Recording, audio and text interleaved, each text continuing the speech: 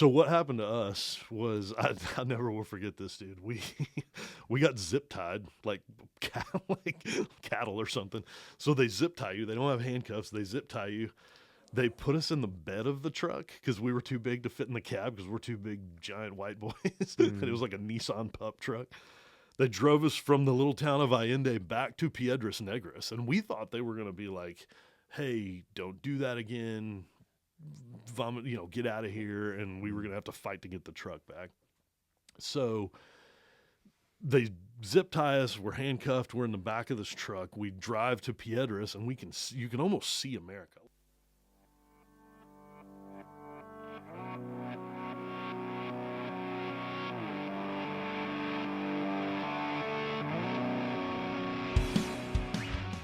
Tyler Vanderkolk, episode 3. What's up, brother? How we doing, dude? Cheers. Heck yeah.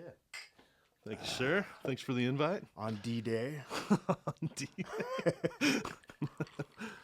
We're sitting here fucking sipping on ice cubes, and those dudes were Normandy. Yeah, storming beaches, doing the hard stuff so we can sip water. I've been looking at all everybody posts on D-Day. It's everybody, like everybody's got something. Everybody. And I used to, like, the first one I saw, I'd be like, fuck, I got to get out there. I got to be I got to be one of the first ones to post. I'm fucking a veteran. Yeah.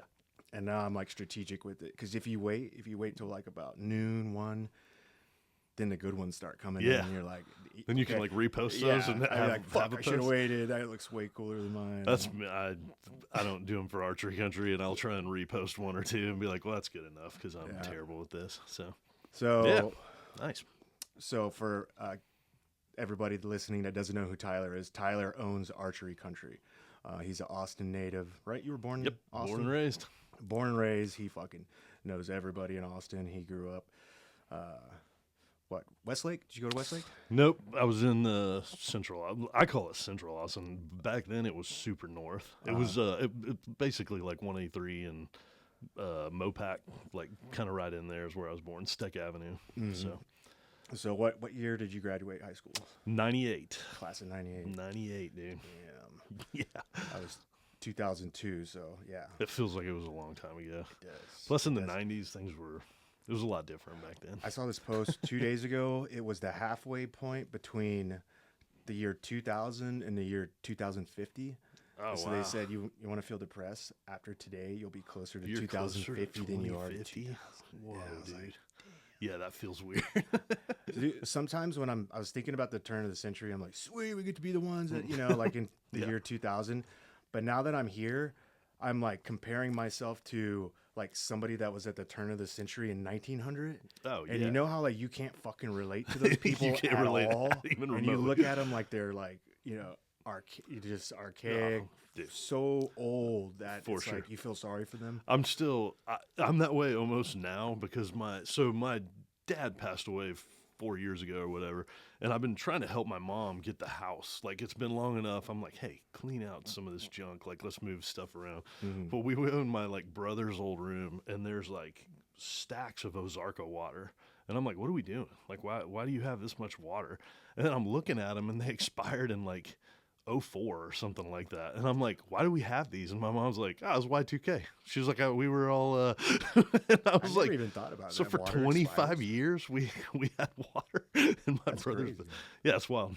And she's not like a hoarder or anything. It was just like they had this stockpile in a closet. And I'm like, man, we got a lot of water. I didn't know water expired. I guess never even gave it thought. I mean, who knows when they bought it? 99, I guess, thinking that computers were killing us all. Yeah.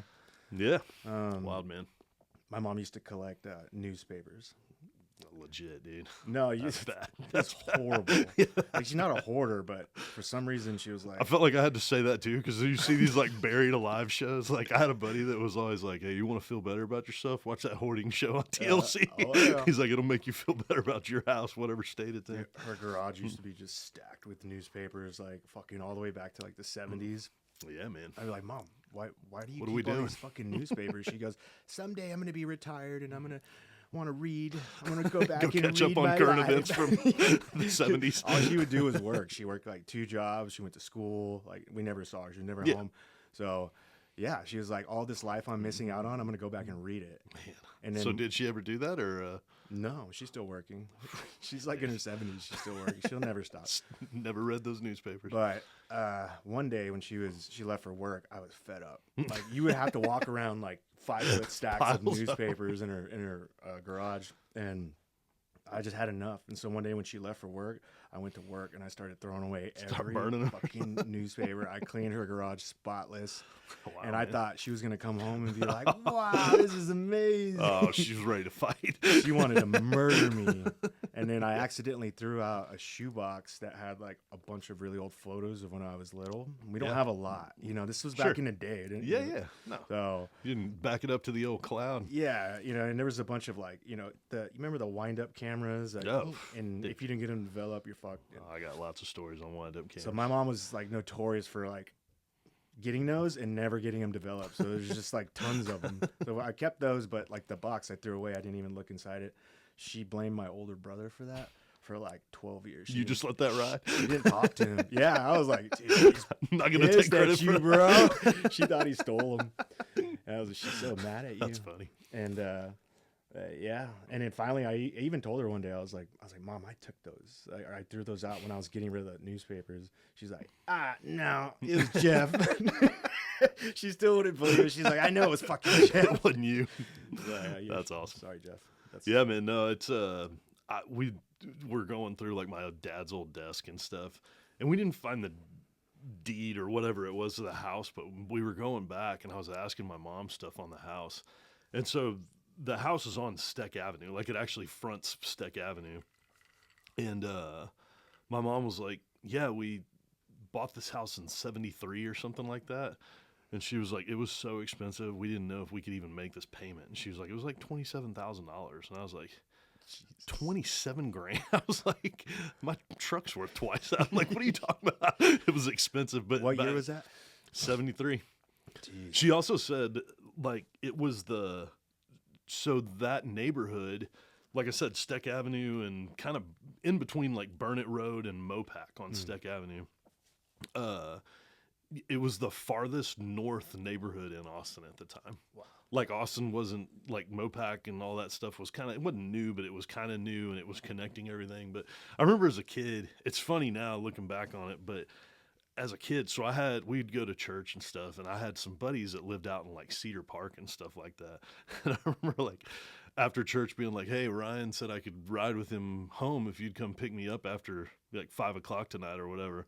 And my dad would just look at me like, what, you want me to drive to China too? He's like, I'm driving to Cedar Park this afternoon. Like, it was like wild. They were like, no, man, we're not driving to the other side of the universe. And now I'm like, we jump on 183 and go to Cedar Park in 20 minutes, 15 minutes. It's still a motherfucker of a drive. It is, dude. It's brutal. But I remember as a kid just thinking like, man, why do my friends got to live so far? And now I'm like, dude, we drive that for a burger sometimes, dude. Yeah, I remember I didn't move to Austin until middle school. So 7th grade, I moved to Manor. We lived on the east side for 2 years. That was my mom we were living on a ranch for 3 years down in George West. Yeah, okay. I don't know if you've been to George West. Been to George West. Yeah, so started in Corpus, lived there till 3rd grade, moved to George West, lived on a ranch. That's there, legit, dude. Fucking rattlesnakes and no friends. George I had to West walk like brutal, 4 dude. miles just to see my buddy. It was horrible. And so we lived out there, and then 3.5 years out George West, and then my mom was like, I gotta get him out of there. He's going nuts. No, I bet that was brutal, man. And so she moved me to Austin, moved to Manor, and it's like an all black school. Oh, dude, back Manor then. I don't think it's like that anymore, but I don't think it is. But back then Manor was rough, back dude. then it was it was real rough, dude. And then the colors are red, right? Red and black. So it was yeah. like Bloods, and Heck yeah. it was crazy. But it was cool. I mean, I fit in, I played football. Yeah. And then spent 2 years there, and then we moved to Cedar Park. Nice. Right there when they first opened that school. Dude, Cedar Park was not what it back then. That was not what it is now. I know. It's crazy how that stuff is blown up. It's crazy how Austin's blown up. I'm 46 years old, and I mean, dude, it's crazy what Austin has done in the 46 years I've been here. It's kind of cool. We were here to see it, and now we're here as it starts to approach, like, a real city. It's like, the precipice. Yeah, and it's also, I'm one of those guys that like,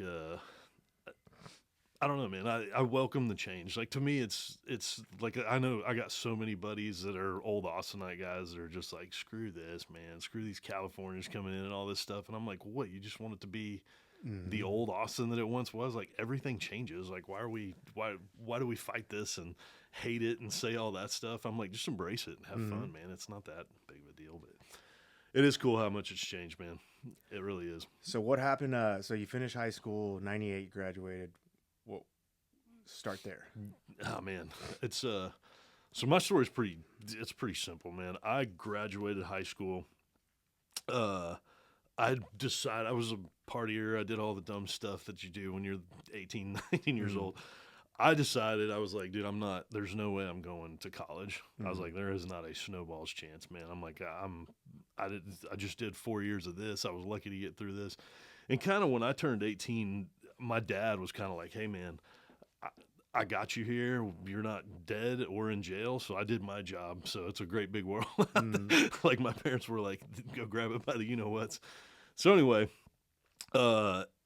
everybody was telling me, you're going to go get used to saying you want fries with that if you're not going to do the college route and all that. And I was like, well, I don't want to do that. But also like, I'm not going to do whatever. So I worked for probably 6 months for a air conditioning company in high school. Like I worked in high school. I was one of those guys, no one gave me a truck or anything like that.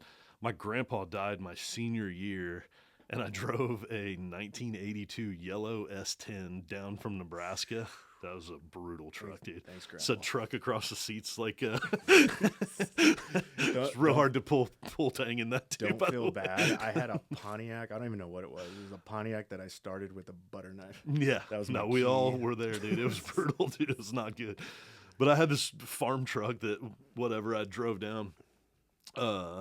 Anyway, I was paying for my own insurance, all my own stuff, and I'm working at a pack and mail place, and then I was working for this air conditioning company that my dad worked for, and I was grunt guy. They were like, hey, we need to blow insulation in that attic. It's 118 degrees up there. So the asbestos-filled attic. Go put on that spacesuit and go jump up in that perfect attic. For this job. Fatty. So I was like, Anyway, I did all that.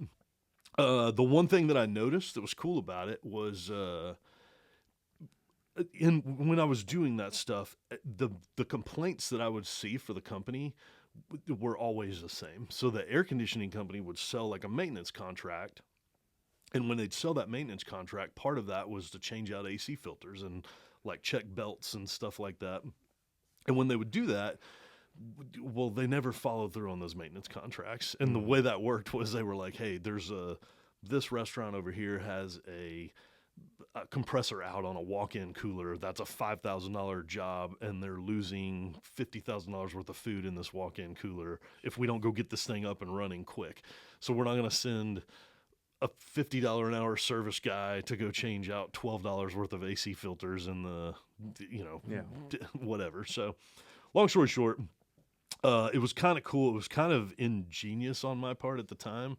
Looking back on it, at the time, it felt like I was a real retard. But I saw that, and I was like, so what if I just started just a filter company? I was like, I just did AC filters. I don't do anything. I was like, I don't want to do teching. I don't want to work on air conditioners. I don't want to do any of that stuff. I want to walk in. I'll show you some clean AC filters. I'll go change them all out. I'll come back. I'll show you dirty ones. You pay me, and I hit the road, man. And part of what was genius about that was at the time, there was an ebb and flow of doing that work. And that work was basically, you would like, they were always afraid that the AC company would come in the wintertime when things were slower and be like, oh, hey, we found this air conditioner's low on Freon and those two need new belts on ACs or something like that. Yeah. And so they would nickel and dime them and be like, it's an extra $400. And people were just like, man, I don't trust these guys or whatever. So that's what I did. I set out. So at the end of 1998, I started Austin Filter Service Company. Still a business here in Austin. The end of 1998. The year you graduated, you started your first business. Yep. Wow. Started it right out of high school. Literally 5 months out of high school. And what it was I was just dumb enough to think I'm smarter than everybody else around me, and I can go do this, and I'll make money, and I'll be rich, and I'll show them, Right. do all Yeah. that stuff. So, anyway, I I know that feeling. yeah, not the brightest crayon in the box, real dumb. I started that, and what I did was I went to the air conditioning companies. I went to other air conditioning companies and just did that part of it. I was like, well, hey, if you sell a maintenance contract, give me $50 of that a month, because they were selling them for $300 a month or something like that. And I was like, and you can just pay me, and I'll do that part and keep them happy, and they'll think it's a recurring thing and all that stuff. So that's what I did. When I started that, I had no money. I was broke. I was living at home. And I went to a bank on Burnett Road. It was called Bank One at the time. It's Chase, but it's on Burnett Road. And I walked in there, and I'm like, hey, look, man, I've got this great idea for a job and all that. And I was like, I need about $10,000 to start this. And they were like, yeah, no, that's a big no, 18-year-old retire. So shut me down. So I was like, kind of like, man, this sucks. I don't know how I'm going to do it. Well, at the time, I had my truck, and I was like, well, I'm going to go piece together what I can, buy my ladders, buy all my stuff that I needed. And I called the big distributors for filters that sold filters, found out all the brands, and I went to each of them. Well, there was a company out of Dallas called Glass Floss, and I called, and I kept bugging the CEO, like the head guy there. And I was like, look, man, here's the deal.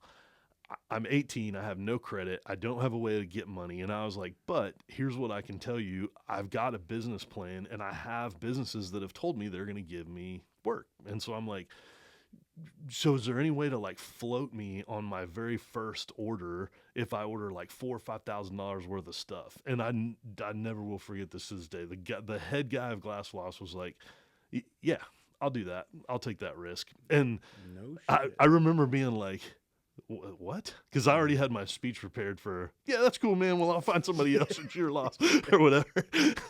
Because that's what had happened with 3 other companies. They were all like, yeah, no, man, we're not giving you $4,000. So anyway, I did that. They were the only ones that believed in me and did it from the start. And I stayed in contact with that dude, and I started it. And I did that for probably 3 years, where I was just on like a trust system where he would send me stuff. I would portion out my payments throughout time and all that.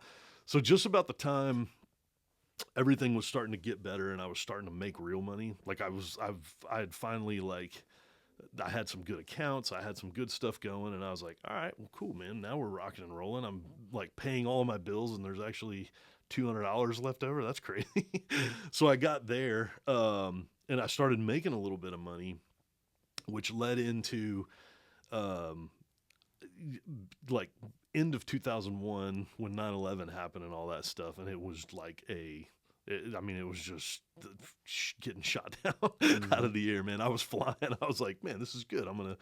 I'm finally not living on couches and then going back and forth to my parents. I'm doing this right and all that stuff, which turned into, all right, well, all of my customers, not all of them, most of them were like, hey, man, we don't know what this economy looks like. And at the time, you probably remember that, 9/11 was, everyone was like, man, what's the world going to look like? Because everybody thought we were going to war. All these restaurateur guys were like, hey, man, I got a kitchen crew that can change out these filters. I don't need you, so sell me the filters, and let's see where this kind of goes and all that stuff. So the businesses were turning away what they were doing is they were buying, they were getting rid of the contracts, and then they were just buying the AC filters, and they were saying, we'll have our kitchen help install. What do you think them all 9/11 had to do with that? Why did it have anything to do? It was scared. People were scared. I remember distinctly talking to like the guys that own Iron Cactus and all that stuff. Those guys owned, at the time, they owned Carlos and Charlie's out on the lake, and they owned Iron Cactus. They owned Z Tejas. They owned a bunch of restaurants in Austin. And those guys were just like, we think people are going to stop going out to eat. Like, they were like, we think everyone's going to hold their money close to their chest until they figure out, are we going to war? Are we not going to war? Are we whatever? So there was like a 6-month time frame where it was tough, man. And I found the ebb and flow of the business, which was like you're hammered in the summertime because ACs are running, and then in the wintertime you kind of die off and all that stuff, which led to me once again thinking I was smarter than everybody else around me, and I'm like, I'll just start another business, man. I'll get into something else. So hang on before you get it. You keep going. Yeah, dude. So I forgot to preface, like, I did say Tyler is the owner of Archery Country, but Yeah. he's got some really big news. So Yeah. do not tune out. It's I'm coming. going to make you wait to the end. That way people watch the whole thing and make sure. We'll tease it. Don't drop it. But this is like really like earth-shattering news, and it's fantastic, and it's so cool to hear like how you started at 18. I don't even know how much guidance you were given at that time, or if your parents were like, Not a lot. whatever. Yeah. We I don't mean, know. mom and dad were good to me. I always had a place where I can Support. come crash, and if I need whatever, times get tough or whatever. But there was never like a lump sum of money. It was like, Yeah. here you go, man. So this is awesome. Like to know where you are now, what's coming in the future. Yeah. Very short future. Yeah.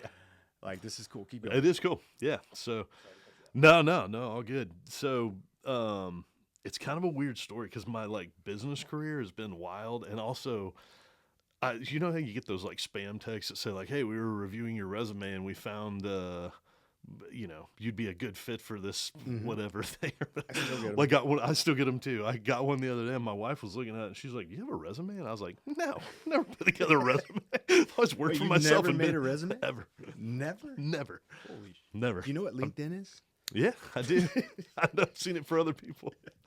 Yeah, no, it's brutal. I've never done a resume. And I was thinking about that. I was like, that in itself is kind of weird too, man. But I've never worked for anybody else or like I've never been a part of something that was already going where they were like, hey, you should come into the fold on this and all that. It was always just me kind of bouncing by the seat of my pants and trying to. So I've been learning like the also. new word that the young kids are saying is low key. Yeah. You heard this? I have heard Like so over the 10-year-old weekend says low key. we were staying at a beach house with Alex and his daughter and her friends were there. Low key this, low key, Yeah. low key. And it's like now I'm finding spots in conversations. I'm like, Throw in low that's key. low key fucking pretty awesome. Low Tyler. key, low key. I was a serial entrepreneur. Yeah, man. No, it was crazy. So I can't take credit for this one, but this goes into the stuff Jake was telling you and all that. So at the time I was doing all this stuff, well, the internet was cranking up. It was getting going and all that stuff. So a good buddy of mine had started a website, and so I'll preface the story by this. I was yeah. This is the online. Oh, This so is real so quick, bad. I gotta preface this. So Jake told me a little bit about this story. So at one point in history, Tyler was the world's largest online goat salesman. We definitely were. United States #1 goat seller. Go. It's bad. Go. So that story is so I had a buddy who was just like me, borderline retarded. We always thought we could do the world's are like, we can do no wrong, man. We'll just start businesses. We're going to make millions. We're going to crush this. So his name is James Stinson. He'll hear this at some point, I'm sure. So Stinson, his old Austin family grew up down in South Austin off of like Manchac Road and Slaughter Lane and all that. His parents had 40 acres on Manchac Road. It was huge, dude. And we used to deer hunt there. It was crazy and all that. But anyway, we had that 40 acres. Well, his mom wanted goats because there was like poison ivy all over one fence line. And we would go out there as kids and ride dirt bikes and jack around. And then you'd get poison ivy and have to, whatever. So we, went, and at the time, do you remember Green Sheets, man? Do you remember the Green Sheet? It was like a magazine. It was called Green Sheet. So long story short, it was like a classified ads, but it was a bunch of them. And so we go, his mom is looking for goats. We go to Green Sheet because it's like classified ads, and we find a guy south of Austin in like Buda at the time, but that was like way far out. Oh yeah, that was. Yeah, it was like the outskirts or whatever. Wow. So this guy's he's selling 100 goats. Goats are, I don't remember how much they were. Not very much, man. Not very much. So we were like, hey, we found 50 goats for you. And she's like, well, how much are they? And we're like, I think we lied and told her they were $10 more than what we were actually buying them for, so we could make a little coin or whatever. So we buy these goats. Well, we go pick these goats up. We had a truck. It was an old half-ton truck. We had a trailer, like a horse trailer. Pick up all these goats. We we go to leave this place. This was our very first goat deal we ever had. So we go to leave, and there was like a trap door on the front of the trailer, and the door's open. And we pull out on a highway. I'm talking like a major highway. And it wasn't I-35, but it was, I'm trying to think of where it was. It was on the other side of Buda. Anyway, we pull out, and these goats are just like one at a time and out the side of this trailer. And dude, they're just hitting. We're going 60 miles an hour, dude. They're bouncing, and you just see goats just flipping. And I'm like, we're like, oh, no. Did the lady see? For sure she did. Yeah. Dude, they were shutting down the highway. I mean, dude, it was bad. We ended up keeping like 60 of them. We couldn't find 40 of them. They just ran off, and they all made it. I mean, there was like probably 10 of them dead on the highway, and it was a bad deal, dude. It was real bad, dude. They had like DPS on horseback trying to like rope goats off this highway, and we shut it down. It was a real bad look. But anyway, all that to say, that was our first goat deal.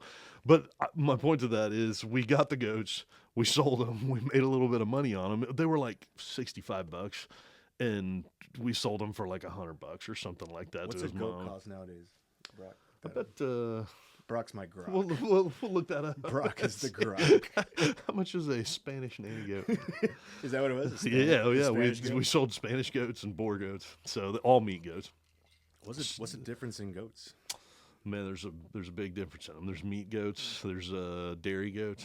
I could go down some goat knowledge. You want to get into some goat? So why would somebody want to buy 50 Spanish goats? So a lot of besides poison ivy. Yeah, no. So a lot of it was meat goats. One thing we sold it as, and this was our brainchild back in the day, but when you like in other cultures, goat's a big deal. Like in Mexico, cabrito, stuff like that. In India, like in almost every other culture, goat is a meat. It's like it's a staple. It's a part of their diet. It's a big part of their diet. It's more than cows. It's more than all the other stuff. What do we got? How much is it? Oh wow, that's not that bad. Actually. Dang, dude, it's gone up, dude. Gosh, Goats I was 125, and I was. We were thinking we were crushing. I thought it was gonna be way more than that. No, man, 250 for a goat, man. I might makes me buy mad. a goat now. Time to buy some goats, dude. Turn them loose on some land before a couple. Now. Yeah. Well, what we found was in other cultures that was a part of the meat stuff. So, and dude, I could tell you some.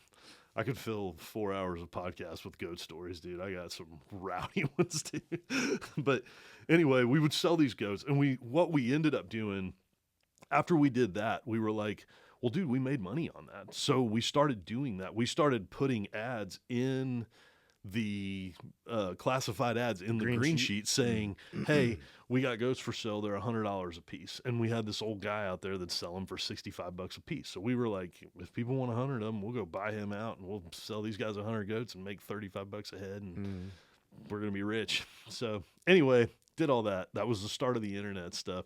So we started a website, and I say it was really Stinson's brainchild. I was a part of every one of the deals, and I was a part of all of it.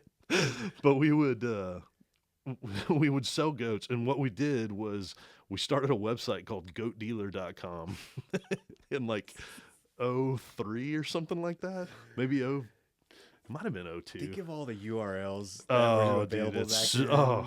Yeah, we settled on goatdealer.com. That's actually pretty. Do you still own it? No, I do know the guy that owns it, though, because he swears we're going to make a movie of this at some point and do something rowdy. But anyway, we did the goat dealer thing, and we started getting like legit orders, and we were crushing at the time, which to us was crushing. We weren't really crushing, but we would sell a semi-load of goats. It was like 400 goats would fit on a semi. Well, we were making $40 a head on these goats. And all we were doing was piecing this whole deal together. That's why we called it Goat Dealer, because we were like, we don't own any goats. We've never actually owned a goat, but we would put the deal together because the rancher has no idea how the internet works. Like, I remember this Terry Hudson guy would like take pictures with a digital camera, and he'd be like, well, where do you put this camera in the computer? I'm looking at it right now. And we're like, you don't put the camera in the computer. We're like, dude, just let us sell the goats, man. And so he's like, I got these two idiots out of Austin that are buying all of my goats. We'd buy 400 a week. And he's like, Jesus, these idiots are buying all of our goats. And he was going to an auction barn and buying them for $50 to $65 a head and selling them to us for $100. And he's like, these two idiots out of Austin are buying all of our goats. And me and Stinson were like, we're not doing anything. We're posting them online for $125 a head. And all we do is call you and say, hey, the semi is going to be there on Thursday at 4 o'clock. Can you load those 400 goats on the thing? And then we'd get a wire for the money, and we weren't doing anything. Brilliant. That's how we were doing it. 400 a week? Yeah. And we were doing way more than that at one point. I don't remember the number. I wish I could probably figure it out. Where were they going? Like just all over the country? Yeah. Where we made a lot of money was in like New York. There were farmers that would raise goats. And at one point we asked the guys, we were like, what's the deal on, like, why are you buying so many of these goats? And that guy, he was selling them across them. No, dude, what he was doing, it was actually a great idea. There's a bunch in New York City, like in the super like Islamic neighborhoods and stuff like that. Well, they had like halal meat shops. So he would sell like 2 goats a day, which would be like 12 a week or something like that, 6 days a week, where they would butcher 2 a day, and then they would hang the whole thing. And you could come in and be like, I want the hams on that, or the quarters, or I want a whole goat, or whatever it was. So they were just buying them and pasture raising them. And then they were butchering them and putting them in these little meat shops all over like Harlem, all over everywhere. The guy had like 30 little meat shops, and it was like a third world country over there in New York, parts of it. This is like gun running with goats. It is, dude. This is nuts. Oh yeah. No, I could tell you some, there's some other stories. Like it's hilarious how it started too, with the goats. Yeah, no, it was wild. It was wild how it all started. So we did that for years. The reason we knew we were the number one goat sellers in the nation was if you sold them across state lines. So back up. So to send them across state lines, you have to have them scrapey tagged, which means a vet had to like check them for I was gonna ask you. disease and stuff like that. If you're selling them in Texas or Texas to Mexico, they were like, no, whatever you want to do. So in like 07 or something like that, I'm guessing it was 07, we sold, it was like 27,000 or 37,000 goats. And that was based off of the numbers. Like the USDA would give you numbers at the end of the year. Or 2007. Yeah, 2007. That long ago, but. Wasn't that long ago? Yeah. So they would give you numbers, and we could tell.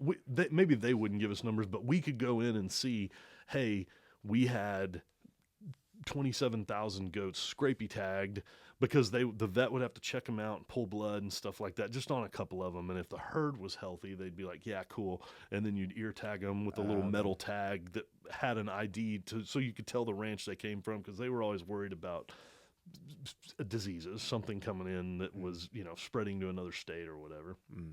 So anyway, we sold a bunch. And what was crazy about that was I remember like looking at it at the end of the year and being like, that's wild that we sold that many goats, because we had blown all the money we had made on just stupid stuff, partying and doing dumb stuff. But also B, we were like, it's crazy because we sold that many goats, but we've never actually technically owned a goat. Like, we don't own a goat. I was going to add. Yeah, we don't own a goat. Like, we would literally, they would wire half of the money to us, and then we would wire half of the money to the rancher. And then that guy would be like, hey, those goats are en route. We'd call Bryce Bowie, the trucker guy, and be like, hey, are we looking good, man? Are all the goats on there? And he's like, yep, loaded down. I'm heading to Oklahoma or whatever. And we'd be like, cool. Then we'd wire him the rest of the money. And then as soon as they'd show up at the ranch, the farmer would be like, yep, looks good. I'll wire you the rest of the money. You had to be laughing telling the story back then. It's wild, dude. How do you afford all this shit? Yeah. No. You won't even believe me Goats, if I baby. told you. Like, That's insane. So, and we got in because we got known for it on the internet. So then, like, we did government contracts with our government. Like, we sent goats to Martha's Government Vineyard. goat contracts? Martha's Vineyard, dude. We sent 250 goats there. Same deal, poison ivy. They wanted like control of some area that was just overspread with it, and they couldn't get it. They had gone in and like weed whacked it or done whatever they could do, but you didn't get the roots up. So because you don't pull the roots up, it comes back next growing season or whatever. Right. So they would send goats in there, and we would just, in essence, we would lease goats to the government, and they would pay us just like they bought the goat, except we would get the goat back. So in our minds, we were like, oh, we're double dipping, man. It's time to go eat a big steak tonight. That's such a government thing to do, too. Yeah, that's exactly what it was. So we did that for years. Why'd you sell it? So this is maybe for another podcast because, dude, this story could go on for a long time. You want to say it? The reason we sold it, I'll tease it by this, and then we'll have to do another podcast on GoDealer.com. The reason we sold it was we weren't messing around with cartel guys, but we were doing a lot of stuff in Mexico. So the stuff we were doing in Mexico was with some cartel guys, and we weren't being shady, but we were doing some weird moving around of stuff. We decided it was time to, in essence, kind of stop doing the Mexico stuff. And we were like, but the money was so good. So we would buy lame goats. We had a standing order. We would pay like a broken leg goat or whatever it was. So we would buy them, whatever it was. If it was breathing, we would buy it. What we had was there was a kill plant in Mexico City, the Blue Diamond kill plant. And it wasn't in Mexico City. It was in Musquiz or some town that was 3 or 4 hours into Mexico, 2-3 hours into Mexico. That place would buy any goat. If it was breathing, they would pay, I think it was 50 cents a pound, like live weight. And so when these farmers and ranchers bring their sheep with a broken leg to the sale barn, they're just like, if I get $10 for it, it's better than it dying out behind the barn. What's a goat weigh? What's a goat weigh? Not much. They would weigh between pounds? Like a dog? No. They were more than that. They like big ones were 70 to 100 pounds. So like 100-pound sheep, you'd get $50 for it, 50 bucks for it. Yeah. They were turning them into dog food. It was all the Blue Diamond kill plant was 100% dog food.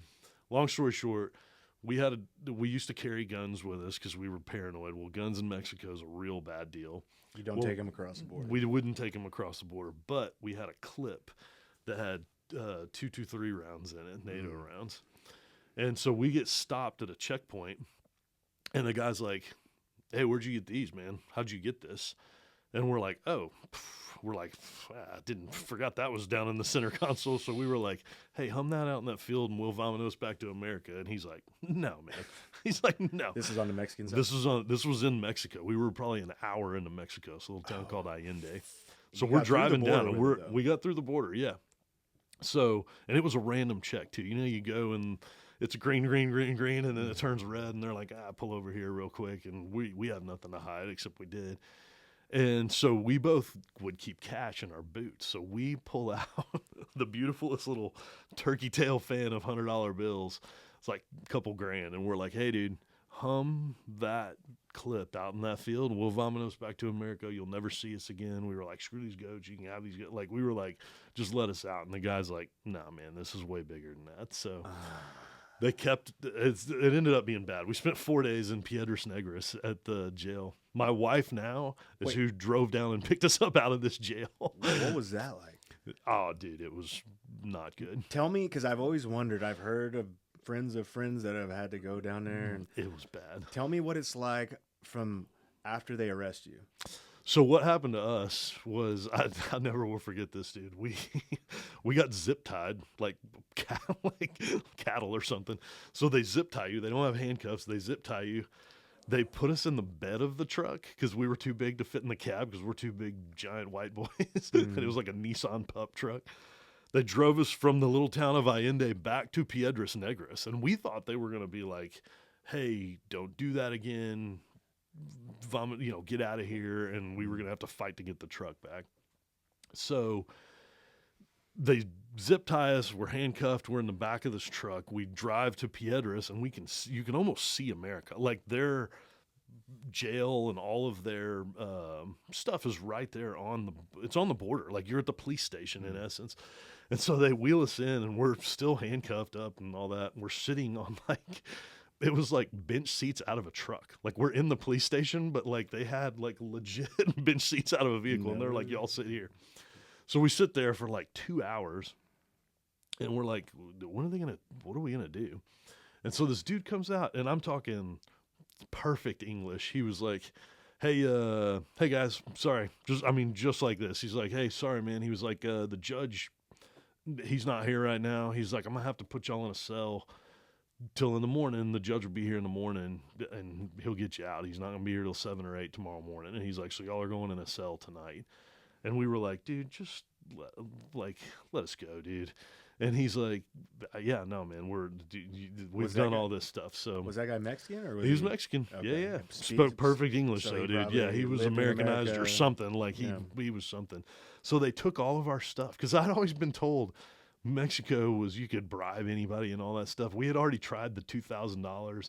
Dude, they took everything out of our pockets. They took everything, and they put it in a manila envelope, and they were writing on it one wallet with $41.81, $700 bills. So they actually recorded. They took jack everything. They put it in a manila envelope and set it to the side with our name on it. We the wrote money our that name. you initially offered. All Everything. Yep. Okay. They took it, set it aside. So we're like, we're good, man. This guy speaks English. They're gonna give us those manila envelopes, all of our stuff.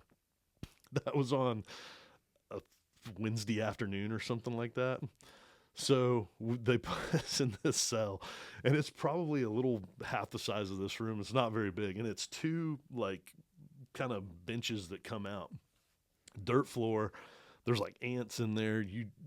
It's all concrete though, and it's old school. Like, did you ever watch like westerns growing up? How they had like the old school westerns where it was like Gunsmoke, and they'd put a padlock like that big on it, and like clap it and be like, you're gonna stay here. So it was that, dude. We were in that. You could almost fit through the bar. Yeah, exactly. They were big bars, dude.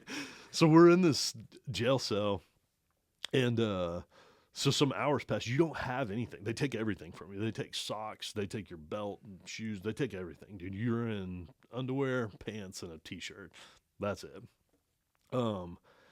There's a hole down in the end of one of the beds that's like the toilet and thing, and it's literally, there's no water, there's no anything. It's like a 5-gallon bucket that they poured concrete around, and then it rotted out over time, and there's just this hole that had a little hole at the bottom where they would like hose it out. So we're in there. So we're getting eaten alive by ants, dude. Like if you try and sleep, like we would lay down and we'd take our shirt off and wad it up and try and sleep on this like concrete thing. And ants would come up and just bite you. So we would like take turns sleeping and like wipe an ant. Like they'd get halfway up the little thing and we'd wipe them off and the other one would sleep. Yeah, it was Brad. But anyway, we did that. So what was funny about that was, What were you eating? there's nothing to eat. There's no food. They didn't feed you for 4 fucking days? Yep. We got food on day 3. I'll get to that, dude. Yeah, I'll tell you. All right. So what we didn't know, you can't see day or night. Like you can't, like you have no idea, like you have no essence of time. You're just in this cell, and you could hear people talking. And at one point we're yelling for people and all that. No one's doing it. And we kept thinking we're in like a row of cells. So we're like, well, they're going to have to bring someone else in the cell. So we'll talk to somebody then or whatever. So in our mind, it was maybe 7 a.m. and the judge didn't get there till 8. So we're like, just another hour, man. Well, at some point it switched where we were like, it had probably been 24 hours. I don't know how long it had been, but you had you couldn't tell what time it was. So we're like, dude, what's going on? Like, where are these guys? I'm freaking starving. Like it's bad. Turns out this was the weekend, and this was 07 or 08 maybe or something like that. Well, it was a weekend the cartel had killed the Mexican consulate and like cut her head off and put it in like, displayed it on town square. There was some display of it or something. Remember that? Yeah, it was that weekend. So the way it works, they told us, is the Mexican, like when an American goes in jail on the Mexican side, in essence, they say, hey, we have an American in our prison system, whatever. And so then America says, cool, they call the consulate there and they say, hey, go check this out, try and get this guy out, figure out what it is and all that stuff. You know what you should have said? You should have said, you know why that happened to her? This guy. Because we're sitting in this cell right now. Wouldn't have happened, boys. I'm just saying. You could have stopped this. Your ball was in your court. Yeah, you really screwed up. Yeah, so we had like I said, we had no idea, no concept of time. And so like finally a guy comes in there and he speaks English, and there's two people, and it's a Mexican attorney. And he goes, hey, man, he goes, don't pretend like you speak Spanish. He goes, you speak English, dude. Don't even put a twang on it. Don't nothing, dude. Why you do you speak say that? English. And he was basically like, y'all are just stupid Americans that didn't know the Mexican rules. He was like, if you start trying to act like you speak the language and you kind of know some of this stuff, they're going to be like, well, you knew better than to have 2-2-3 rounds, which later on I found out, like the NATO round, the 2-2-3 was... or 5.56, whatever. Mm-hmm. Well, that was like in Mexico. If you have that, that means you held up a federale or you took it from somebody. They have no concept of, no, man, I went across the border and I could buy them at the academy right there. They're like, no. They're like, no, you killed you got these from somebody who's corrupt in our government, or you stole them from, police or something like that. No concept of it, dude. You couldn't explain like, no, there's an academy. You can almost see it. Like, you can go buy them right there. They're like, no.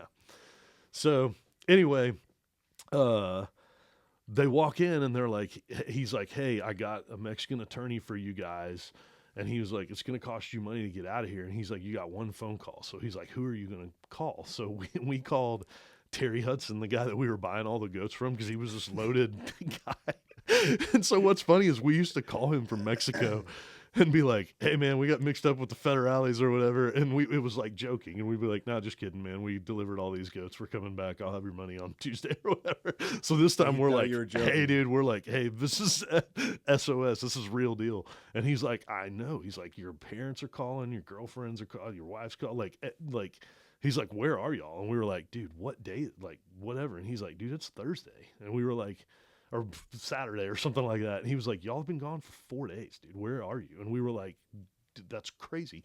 It had actually been 3 days. And what it was, you didn't have a concept of time, and they don't have a budget for food and all that stuff. In fact, I'll show you all the paperwork they give you. I still have it squared away, but the consulate, the American consulate, was there with an attorney. There was a Mexican attorney, but it was given to us by them. And they were like, you're going to have to pay this guy to get you guys out of jail. That's the only way you're getting out of jail right now. And so we were like, well, how much? And he was like, I don't know. He's like, how much do you have? And we're like, not much, not that much. How much do so you have? Dude, Terry Hudson is like, hey, I'm going to send one of my ranch hands who's from Mexico with like 20 grand cash. And he's like, you think that'll get y'all out? And I'm like, dude, at this point, I don't know, dude. I hadn't eaten in 3 days. I don't know what's going on.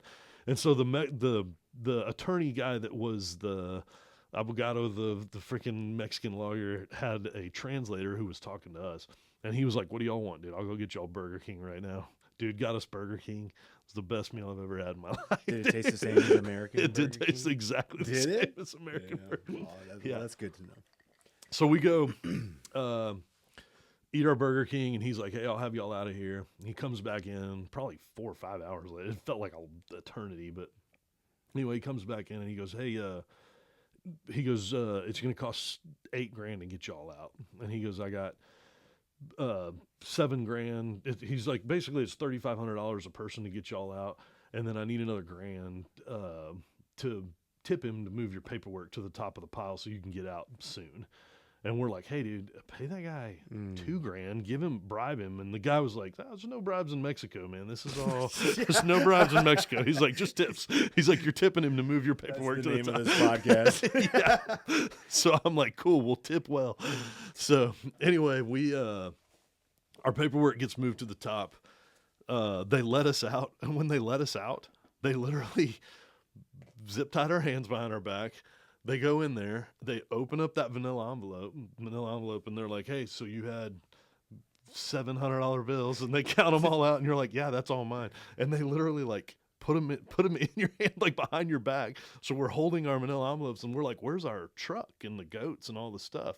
And they were like, "Oh, you're gonna have to come back to try and get that back. That's custody right now. That's part of it. We That's never what I got that heard. truck back Yeah, that's ever." what I heard. So That's how they get the benches for the seats. that's exactly right. That's how we had a place to sit.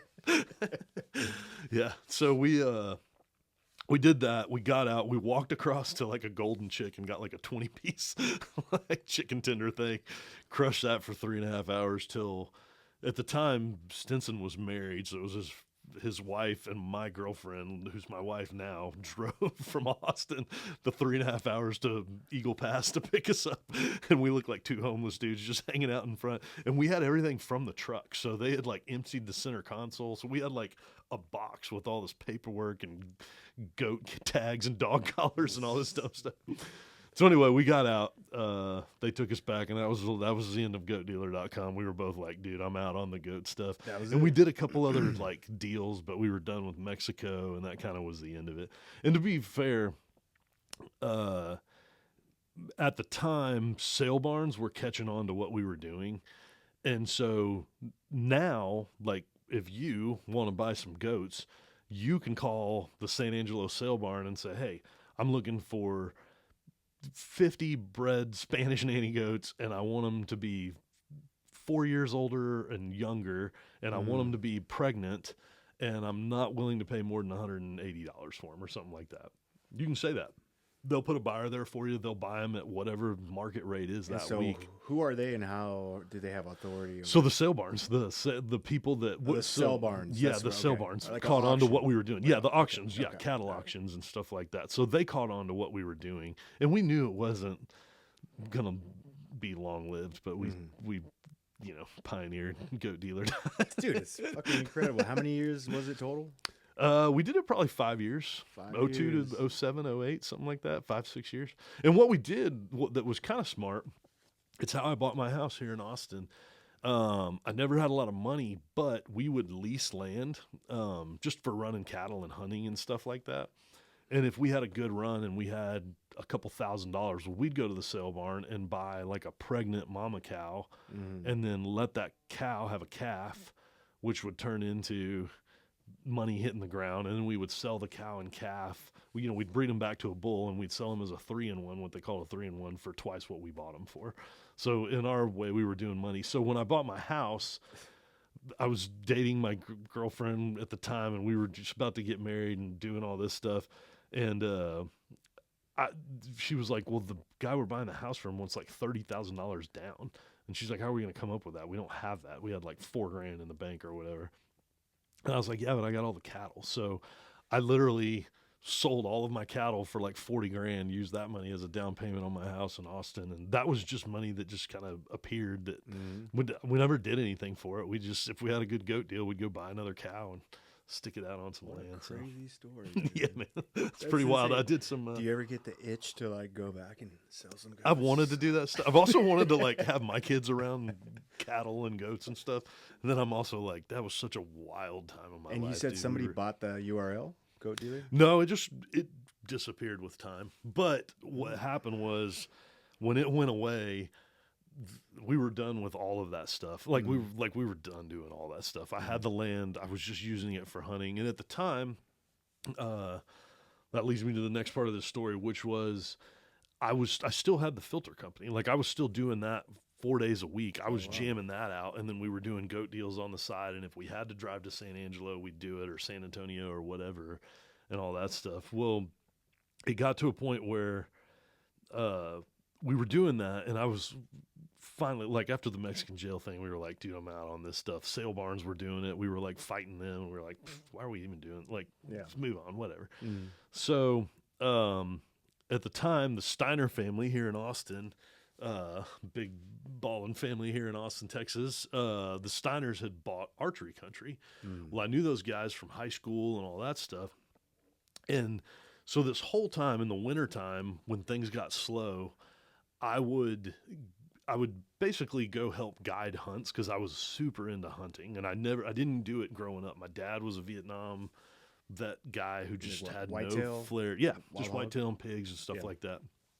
And my dad was just like, growing up, we never really knew he was a vet. Like my dad didn't talk about it. He didn't any of that stuff. We didn't like. You didn't know your dad was a vet? He was a vet? No idea till my grandpa died, and I was like saw him in uniform in a picture, and I'm like, was Dad in the military? And my mom's like, yeah, went to Vietnam, and I'm like, what? I'm like, how was that? My dad just never talked about it. Wow. But also, when I was hunting and stuff like that, my dad would go with me every once in a while, but had no desire to kill. Like just was not going to kill anything. He was just like, you can go do whatever you want, man. Your life, you're free white and 21. You can do whatever you want. But anyway, I don't know what he saw. I don't know what he didn't see. I still never got it out of him. I pried a bunch. I had him like I think alone. Parents back then just hated their kids. They never.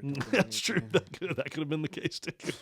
I was there's so many stories, dude. I was like, we don't know what he did. Yeah, no, I was easily hated too, man. I was a wild I child. think maybe it was the kids that were just. Yeah, maybe we were just bad. Really Yeah. So, no, we I never found out, but he had no flair for killing stuff. He just didn't want to do it. Yeah. Didn't care if I did it, but didn't. So we never grew up hunting. Like that was something I found after high school. Well, I was helping guide and stuff like that. So here's how it all intersects. So I own Awesome Filter Service Company. I'm doing goatdealer.com. When things slow down, I'm going and I'm guiding hunts in South Texas with a guy who's a taxidermist, and I'm learning taxidermy on the side too. Okay. So all that, fast forward to 2008 or whenever it was, the Steiners bought Archery Country. Well, when they bought Archery Country, Sid was like, hey, you want to put a taxidermy business in here? He's like, I have clientele coming here. I have hunters coming here. And he was like, you could lease out that little back lane back there and do taxidermy out of there. And he was like, the beauty of that is he was like, I know a ton of people in Austin and famous people and all this stuff. And he's like, so I'll get you business. You don't have to go. Like, it wasn't like starting a new business. He was like, you put your taxidermy shop in there, name it whatever you want. And he was like, and I'll send you business. You'll have all the business you need. You don't have to go beat the streets. You don't have to advertise somewhere. You don't have to do any of that stuff. And so I was like, okay, cool. This is actually a funny story. So my first year, I did deer. There was a couple famous country singer guys. I can't remember who they were at the time, but the ones I remember were Rick Perry was the governor of the state of Texas. Nolan Ryan, big baseball player back then. There was Vegas. a couple of them. Yeah. Roger Clemens. Like there was a couple of them that the Steiners knew. And so they were like, hey, he shot a deer. He wants to get this deer done. And so I'm like, yeah, right on, dude. So I would do their deer and charge them. And fast forward probably 3 years ago, I saw one of those old mounts that I did like in 2008. And I was like, dude, that is brutal. That's the worst taxidermy I've ever seen. Like at the time, I thought I was the best taxidermist ever. And now seeing it, I'm like, hey, let me redo that, dude. That's terrible, man. I'm embarrassed. But anyway, I did all that stuff. So I didn't have to go search for work. I had that. And so I was attached to Archery Country. Were you still doing the air filter? I was still doing the filter stuff. So I did that the whole time. And they complemented each other super well. So Entrepreneurial, dude. Yeah, goatdealer.com's sunsetted. It's gone. I had the cattle, but they were just, if I wanted to go out on a Saturday night and check them all and whatever, that was cool. But I was doing that stuff, and I had built up the filter company where it kind of was on autopilot. The filter company was, I had a bunch of bar owners downtown that were like, hey man, here's keys to my bar. Come in whenever you want. So I would go any day of the week between 2 and 5, and nobody would be there. So I would you were just still let doing myself the in. actual. I was doing swapping all of it. I was doing all that. So I was doing filter stuff, and then at night I was going up and mounting deer and stuff like that. But they complemented each other in that summertime you're super hammered with archery with filter stuff. The ACs are running. You're there more often. You're doing all that stuff. And wintertime, all those accounts would say, hey, come back in March when we start running air conditioners again, or February or something like that. Well, that was when the hunting was going on. So I would take in a bunch of work and I would get it to tanneries and I would do as much as I could before filters kicked off. And I did that from 08 to 16. So they complemented each other. They did. Well. 08 to 16, 8 years. Yep. All right. So I did that. So 2016, Sid Steiner calls me and he's like, hey, man, he's like, let's go do lunch or something. I got something we can do. And he goes, man, the archery shop needs fresh blood. He was like, the old manager it's been running it for years. I'm getting people saying he's crotchety and they're tired of him and whatever. And he's like, it just needs fresh blood. And he's like, I guess I need to fire the manager, but he was also like, if I do that, that means I got to come in and function, and that ain't going to happen either. He was like, I have no desire to be in here day in and day out managing the archery shop, because he was one of those owners that kind of pop in and look around and be like, cool, making money. I'm gonna go hit the lake and wakeboard all day or whatever. So that was Sid's deal. Wait, real quick, what's Sid's like backstory? Just in oh man, Sid and them are. Give me 2 minutes of Sid stuff. The Steiner family here in Austin, Steiner Ranch. If you're from Austin, you've heard of Steiner Ranch and all that stuff. Steiner Ranch is the biggest, like one of the biggest neighborhoods in Austin. Yeah, if not the biggest. So it probably is the big. I mean, it's got its own school district and the UT golf clubs out there. So all that really was the Steiner Ranch growing up. So the Steiners owned that as their cattle ranch, and then they had another, I don't know how big it was, just 14,000 acres or something like that in Bastrop, out here in Bastrop. And then they had a couple other little spots where the Steiners were land baron. They owned a bunch of stuff, and they're an old Austin family.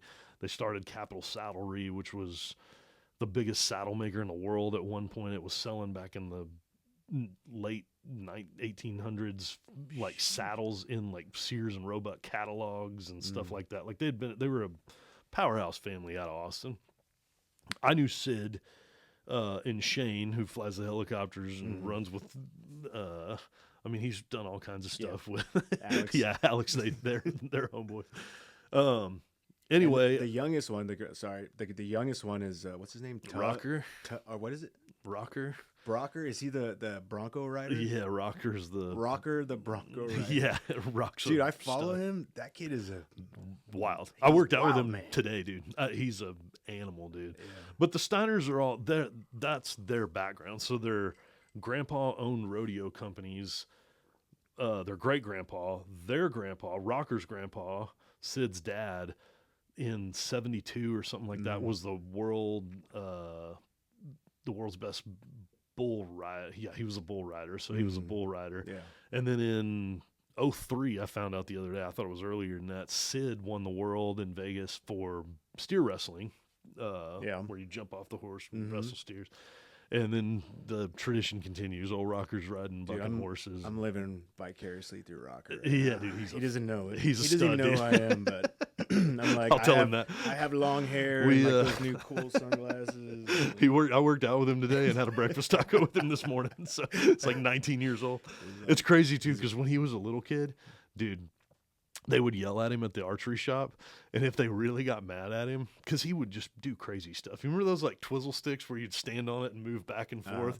Well, he'd like get on the archery range when like customers were trying to shoot, and he'd just be going back and forth like trying to shoot a recurve, and they were like, "Get off of the range, dude. We have paying customers that are trying to whatever." So anyway, a Rocker would go hide underneath my like taxidermy bench, so I'd walk back there to like charge a guy for a European mount and be like, "Oh, there's a 3-year-old crying underneath my bench." I'd be like, "What's up, Rocker? You doing all right down there?" So anyway, awesome. Grew up with those guys though, and I didn't really know them in high school. They were like an anomaly because they would fist fight. They were just a wild family. Like if you just heard the stories of them back then, you were like, "Dude, this family's crazy, man." They would. You looked at them wrong, they were like, let's go, dude. Let's roll. And they're just first to punch. Dude, they had more money than God. They could do whatever. So anyway, there was that. So that's a Steiner family. So when he was ready to exit Archery Country, he kind of offered it to me. And when he did that, I was kind of like, man, I've never run a retail business. You got to imagine, I've done a filter company. I've done goat dealing. I've done cattle raising. I've done, taxidermy. I've done all this other stuff. Service oriented. Yeah, it's all service oriented. And I was good at I was good at selling myself. Like I was good at, if I could get somebody one-on-one, like a business owner, they might be like, well, why would I go with this little guy's AC filter company over this company? And I was like real good at being like, well, because you're buying me. Like you're not, it's not just I don't have other trucks on the road, and you don't call and talk to a girl behind the counter who's like, oh, well, I'll see where truck 007 was at 4:00 this afternoon for your road rage on Mopac. You'd call me and it was my cell phone. And I'm like, yeah, hey, what's up, man? I did your filters the other day, or I didn't do them and you're on the schedule for Thursday or whatever it was. So I was real good at like selling myself. Same deal with taxidermy. I was good at being like, well, here, man, check them out. If you think these look good, this is the quality I'm capable of. And usually if they're there with their deer head and all that stuff, they're like, yeah, man, it seems like a good guy. It doesn't seem like he's going to run off with my money and my deer head and all that stuff. So I was real good at selling myself is what I was. Parlay that into, I had never run like a retail store. I'd never managed retail. I hadn't really managed like customers and stuff like that, or not customers, but like customers and employees, where I had like had guys working for me that I needed them to do certain stuff and all that. So I was like, I don't know.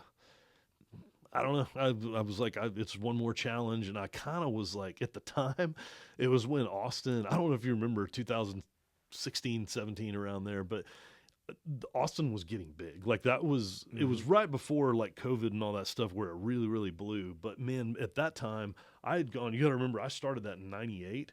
So I had 16 years of running this filter company. And I was used to just waking up at 9:00 and being like, all right, let me start my business day at, 8:00 in the morning. And by 9, I would start my little route. I would map out which stores I was going to go to and all that stuff. So, I did that. I was good at that and all that stuff. I got to a point where I was like, all right, well, maybe I sell my filter company to buy into Archery Country. And maybe that's how I do it. And the Steiners were kind of like, hey, man, we believe in it. We know it's a good business. And they were like, if you're kind of running it and manning it, it'll be fine, dude. They were like, we already know you. They knew me. They had 10 years, I guess, of me being there and doing taxidermy. So I was paying rent. I was doing all this stuff. So when I did that, I basically was like, I'm gonna kind of make a go at this. And traffic in Austin had just started getting really bad. So I was used to like blazing around Austin wherever I wanted to go. And now if you're stuck in downtown at like 4:00, you're like, dude, now I'm not even going to get home till 6 tonight because I'm going to sit on Mopac or Lamar or whatever it was forever. So, I had gone to Sid and I was like, hey, look, man. And this was the first time, I don't know if it was age or what it was, but it was the first time in like my business career where I doubted myself.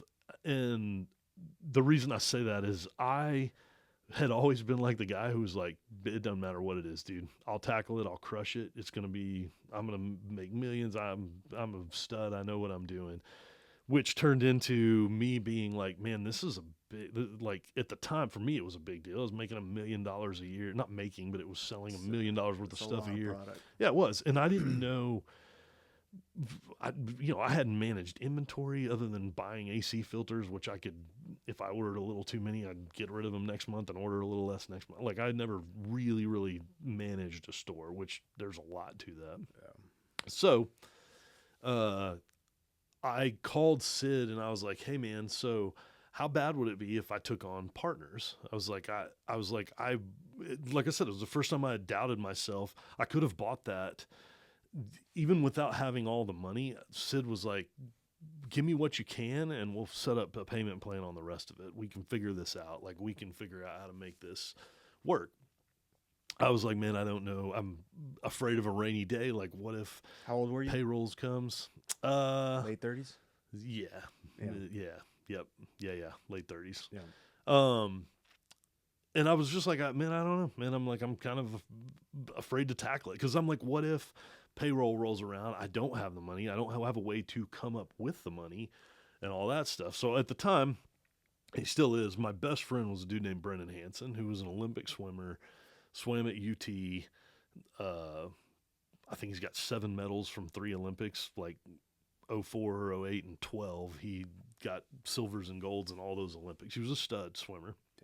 Brendan, I call him and I'm like, Way to hey go, man, Brendan. Way to go, Brendan. yeah, Thanks for bringing back the gold. bringing it home. Fuck. Yeah, so I'm like, hey man, you want to make bad decisions together, dude? I'm like, I'm thinking about buying Archery Country, and he doesn't know anything about this, but I'm like, at least he's got a little bit of money, and he also can help me make decisions. Like if I'm thinking too stupid, he can reel me back in and be like, nah, man, we shouldn't order that. We should do this and be whatever. He's smart. So Brendan was like, yeah, it's a great idea. And then Brendan does the exact same thing I did. He's like, hey man, what if we completely screw this up? And I was like, yeah, it's a fair question.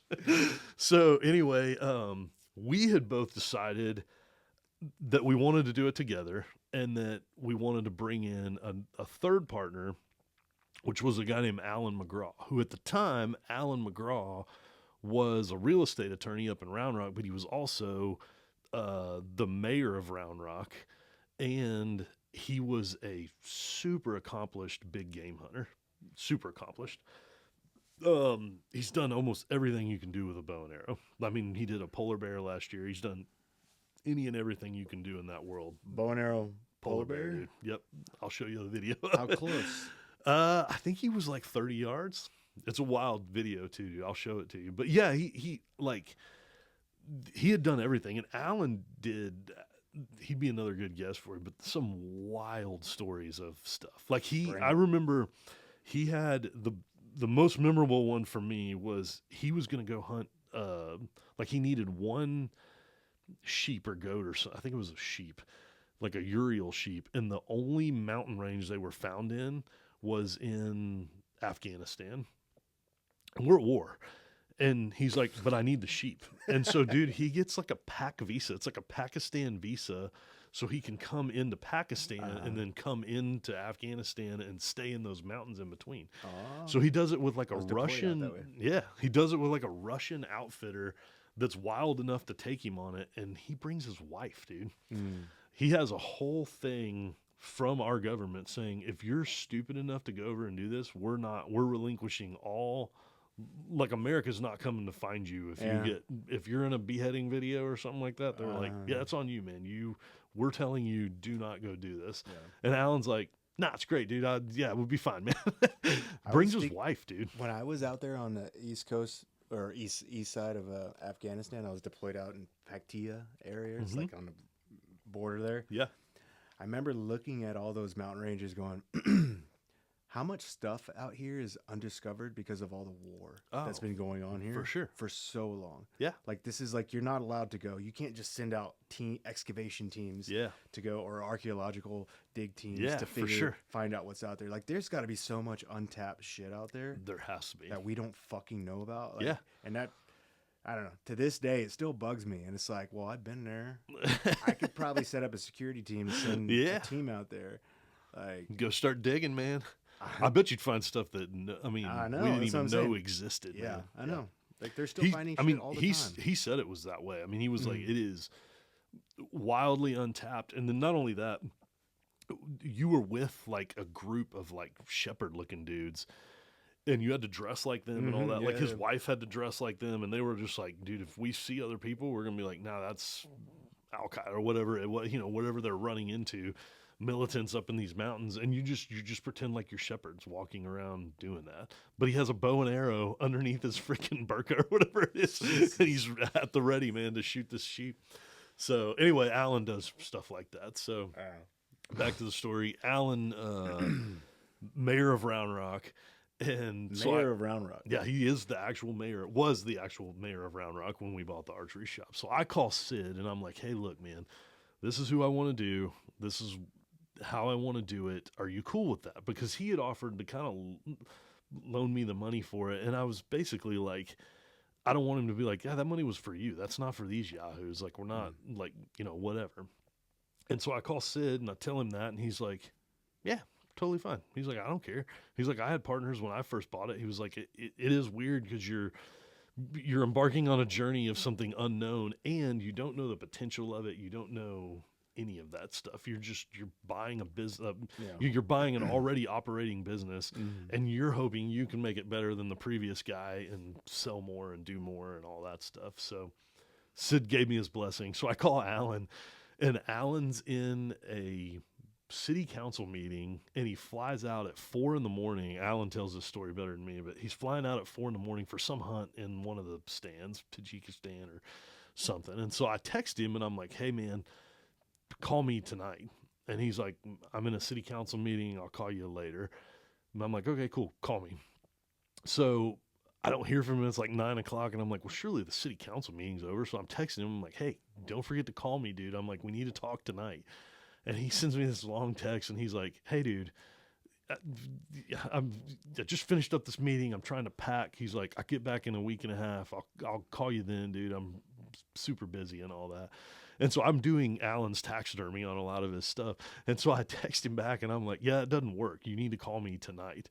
So Alan's pissed. He calls me, and he's like, what's the taxidermy emergency? Like, why do I have to call you tonight? He's like, I don't understand. Why am I calling you tonight? And I'm like, hey, man, you want to join me and Brendan on Archery Country?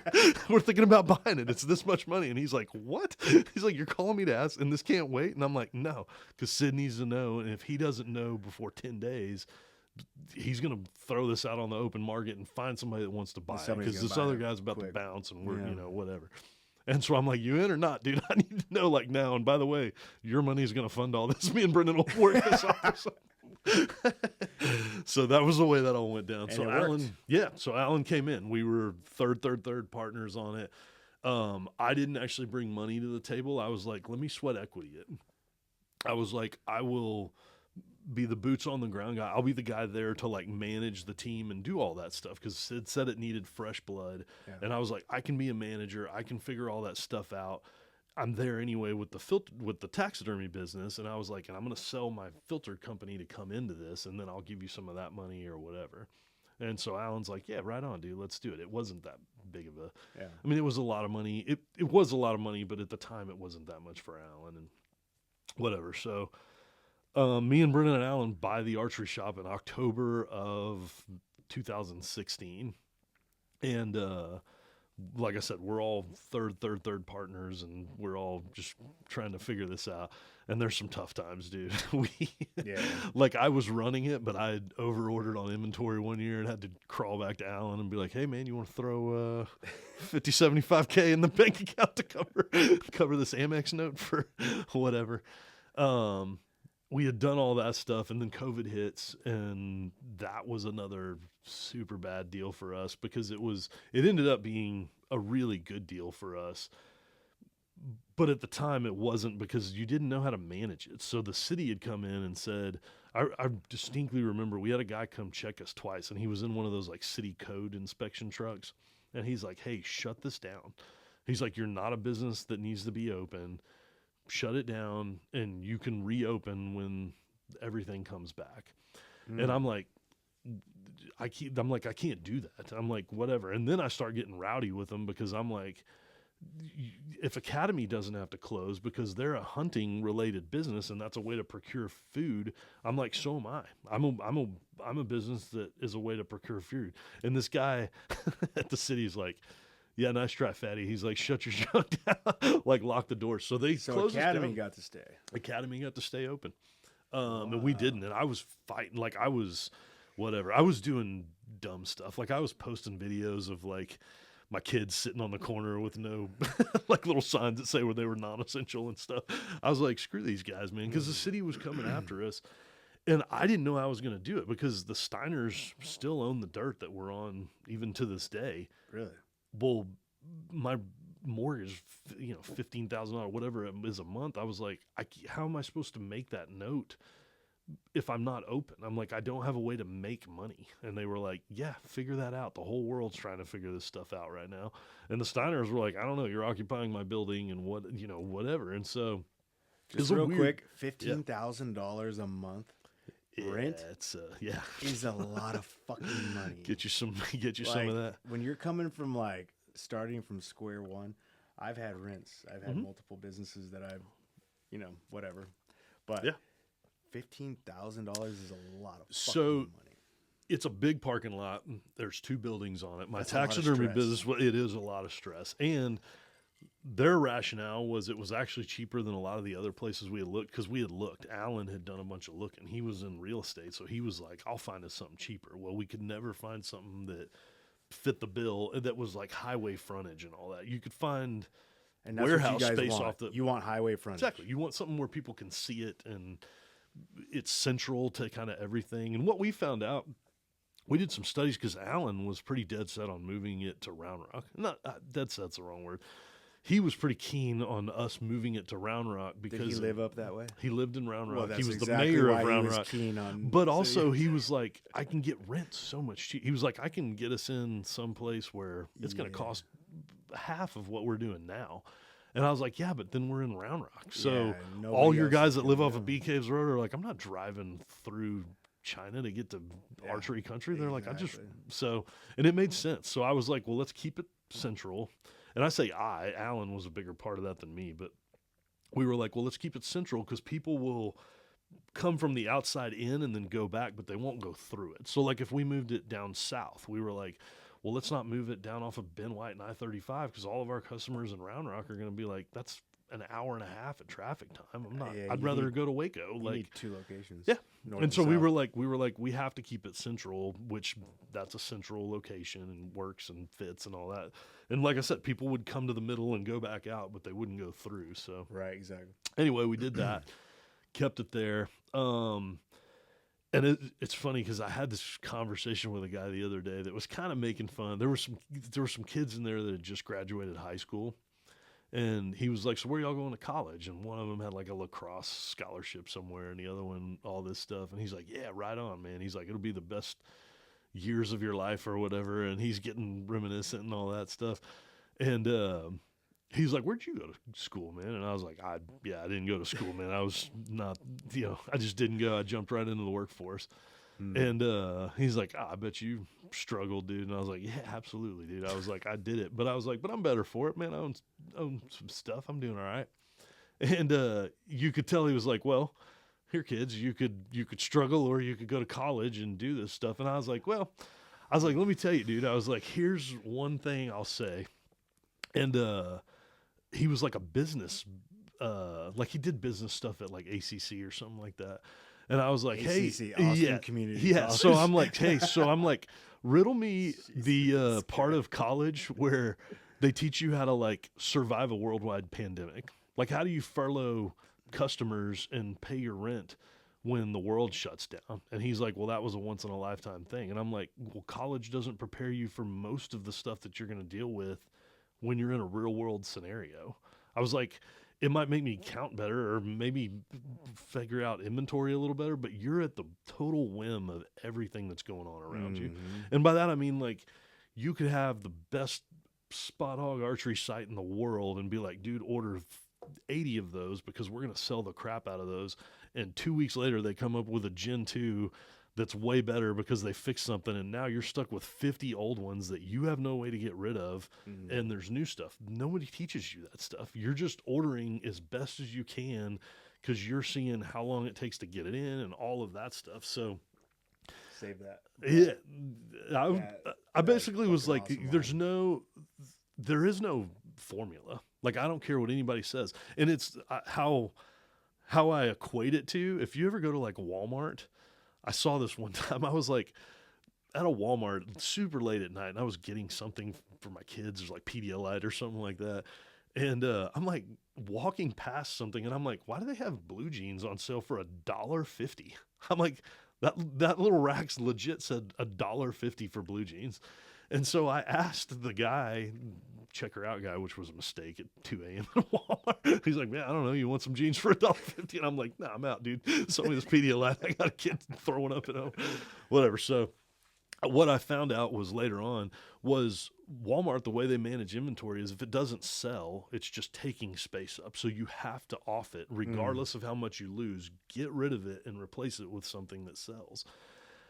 And I took that to heart because I was like, that's what I have. I would mark stuff down and I would keep stuff for a really long time thinking I'll sell it to somebody because they're going to be like, well, that's half price or whatever. But the reality was they were seeing something else at full price, but it was the newer stuff and they didn't want to buy the old junk. They wanted that. See. So you fire sell it just to move it and put something in its place that actually sells. And that's all business stuff that they teach you in college, which I learned at the School of Hard Knocks.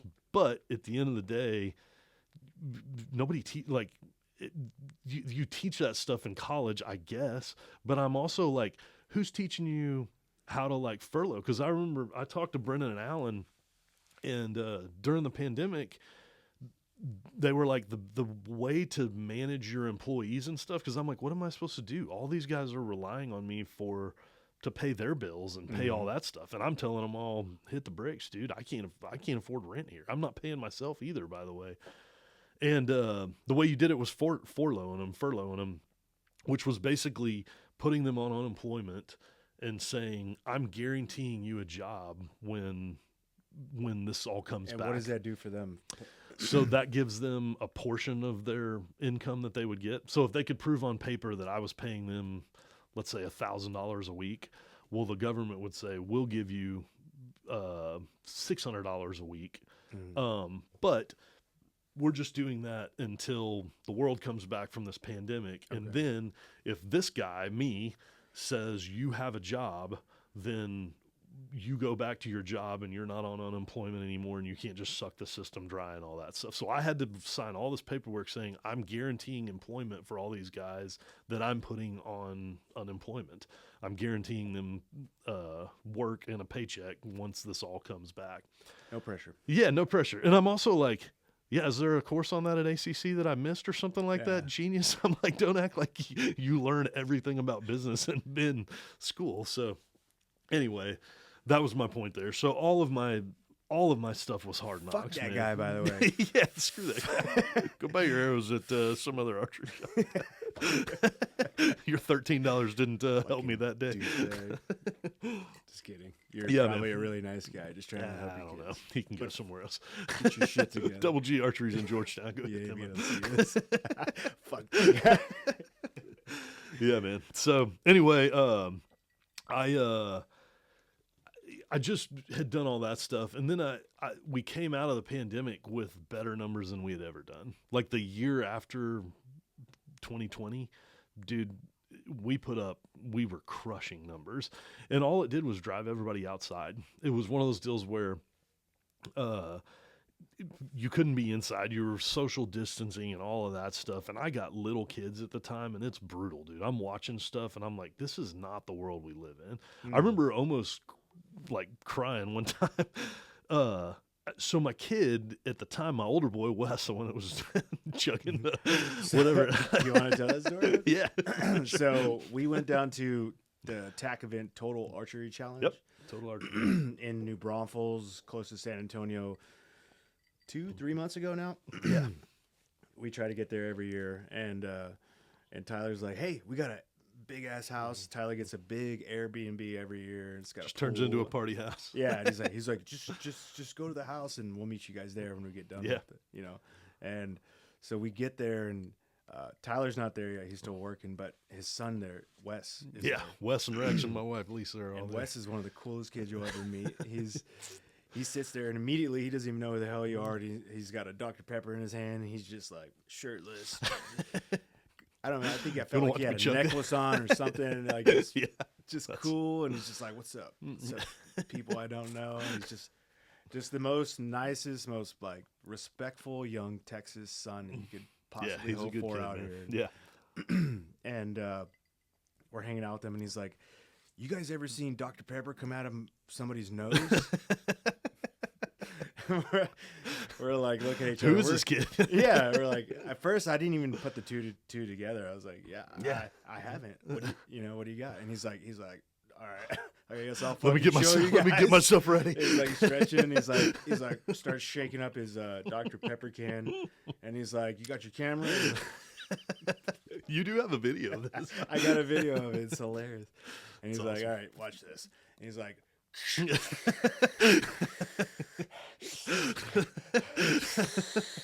And he's just going through the Dr. Pepper, and he's like, fuck. He's trying not to do it. And he gets through the whole thing awesome. And like a little bit leaked down. He's like, that's not it. That wasn't a good run. Give me 15 minutes. I'll be right back. I was like, who the fuck is this kid? This kid's awesome. And I forget I don't remember who was there, but they're like, that's Tyler's son. I was like, oh, because he grew up like the first time I saw him, and I was like, holy shit, that's fucking. He grew up, dude. I was like, that makes sense. Yeah, all of a sudden it all makes sense. Me and Lisa, there's been multiple times where we're like, dude, we're gonna have our hands full, man. Oh, This is bad, dude. Yeah, like, I remember when I was. The worst. Yeah, the younger one is the your youngest is the worst. Yeah, no, he is worse. Yeah, dude, Wes was, dude, he was. Like all during that pandemic, it was wild, man. Like all the school stuff, so first off, they weren't in school. So his kindergarten year was all Zoom call. So for like 3.5 hours a day, he would go Zoom call. And I remember coming home one day at like lunch, and I walk in and I look over, and he had like a bike helmet that had like a bunch of like this mohawk of spikes on it. And he's a kindergartner. He's 7 years old or 6 years old, however old a kindergartner is. And he's looking at his iPad and he's like, yeah, this is my show and tell. He's like, this is my helmet. And he's like doing that. And I'm like, that's what we're doing right now, dude. I'm like, what are we doing? Yeah, show and tell in pandemic time. It was crazy, dude. And then they started back to school, and the wildest stuff. It was legitimate one time in my life where I was like super fired up at like school and like raising hairs, because they were afraid to let the kids eat inside. So the cafeteria would feed kids, and then they would social distance them outside. So school starts up in September, like end of August, September. It's still 100 degrees outside. And they put a hula hoop on the ground, a big hula hoop, and the kids had to sit in the middle of the hula hoop on a blacktop and eat their lunch. And I'm like, why is my kid sitting outside it's 100 degrees outside, and he's sitting in, it's just a sea of like 10-year-olds, like 100 kids all sitting there eating lunch in hula hoops 6 foot apart from each other. And I learned like, from that whole crazy, pandemic dude. was how many fucking idiots that we have that are in leadership positions. Full of them. The world's full and not of only them, just idiots, but like cowards. Mm-hmm. That fucking curtail. I remember being like, dude, I won't do this. Like, I'm not. I was thinking of myself sitting there. I'm like, that blacktop's got to be 130 degrees, and my kid's in shorts, and he's sitting crisscross applesauce Indian style on the ground. I'm like, dude, put him in the AC. I like, lost so what much are we doing? respect for my country during that, and bad, I love America. You're not gonna find somebody more patriotic than me. No doubt. I lost a lot of respect. That was bad. I couldn't believe how many people fucking just like followed along. It was as bad as you've ever seen it. And it was crazy because at some point you were like, you're an adult. You know better than this. Yeah. What are you doing? This is like, just why are you common making them sense at sit this point. outside in a freaking hula hoop and it's 100 degrees? You're like, what are you doing, dude? It's freaking hot. Anyway, I was fired up, and then they did gay pride days and stuff like that. And I'm like, man, Wes is Life out, changed dude. quick. Yeah, dude. It really did, man. It really did. But anyway, all that was going on while I'm trying to figure out Archery Country and how to run this business. I had sold the filter company, so I'm out of that. I sold it to my brother and one of his friends that they still own it. There's 3 or 4 trucks on the road in Austin doing filters under the What's the name of the company? It's called Austin Filter Service Company. Still the same. It's funny. So the name of Austin Filter Service Company, I had like 6 names, dude. This is a funny story. I had 5 names, 6 names written down on a piece of paper, and it was like Syntex Filter Company. It was like Austex, like all of them. So I go into the like DMV place, and I'm like, yeah, I need to file for a business name. I'd seen you need to do that. So I go in there, and dude, I never will forget this. There was like a 650-pound black lady, dude, giant, dude, not moving off the stool, and she's sitting behind this like plexiglass thing, and she's like, "What you got, dude?" Super ghetto talking and all that, and I'm like, "I need to get a name for my business," and she's like, "All right, cool. What's your name?" I write it down, I slide it in there, and she types it in, and she's like, "Nope, honey, that ain't gonna work." She's like, that name's taken. It's too close to one in Fort Worth or whatever. And I'm like, dang it, that was my first choice. So I'm like, well, try Syntex Filter Company. I slide it in there, and she's like, yeah, no, that's just like one in wherever, Waco, whatever it was. Dude, I struck out on every single name, dude, all of them. And so I'm like, well, I'm out of names. And she's like, hey, why don't you name it Austin Filter Service Company. That sounds like it's been around a long time, and I ain't no name in the book for that. And I was like, is that one like not taken? And she was like, yeah, I'm looking at it right now. You could have Austin Filter Service Company. And I was like, I'm Austin Filter Service Company. She's like, right on, honey. She's like, we're going to stamp it. Got me going. Damn. So it got me going. So that's how it got named Austin Filter Service Company. Thanks, lady. Thank you, lady. Oh, Brenda or whatever her name was. So Brenda. anyway, I started that, did that. I sold that to my brother, and I sold it on the super cheap. I was like, dude, it's worth the blue sky. I was like, it's not really worth anything, because at the time I had like an Isuzu pup pickup truck and all that stuff. I'm still not rich, but I'm not poor either, man. I had been living good.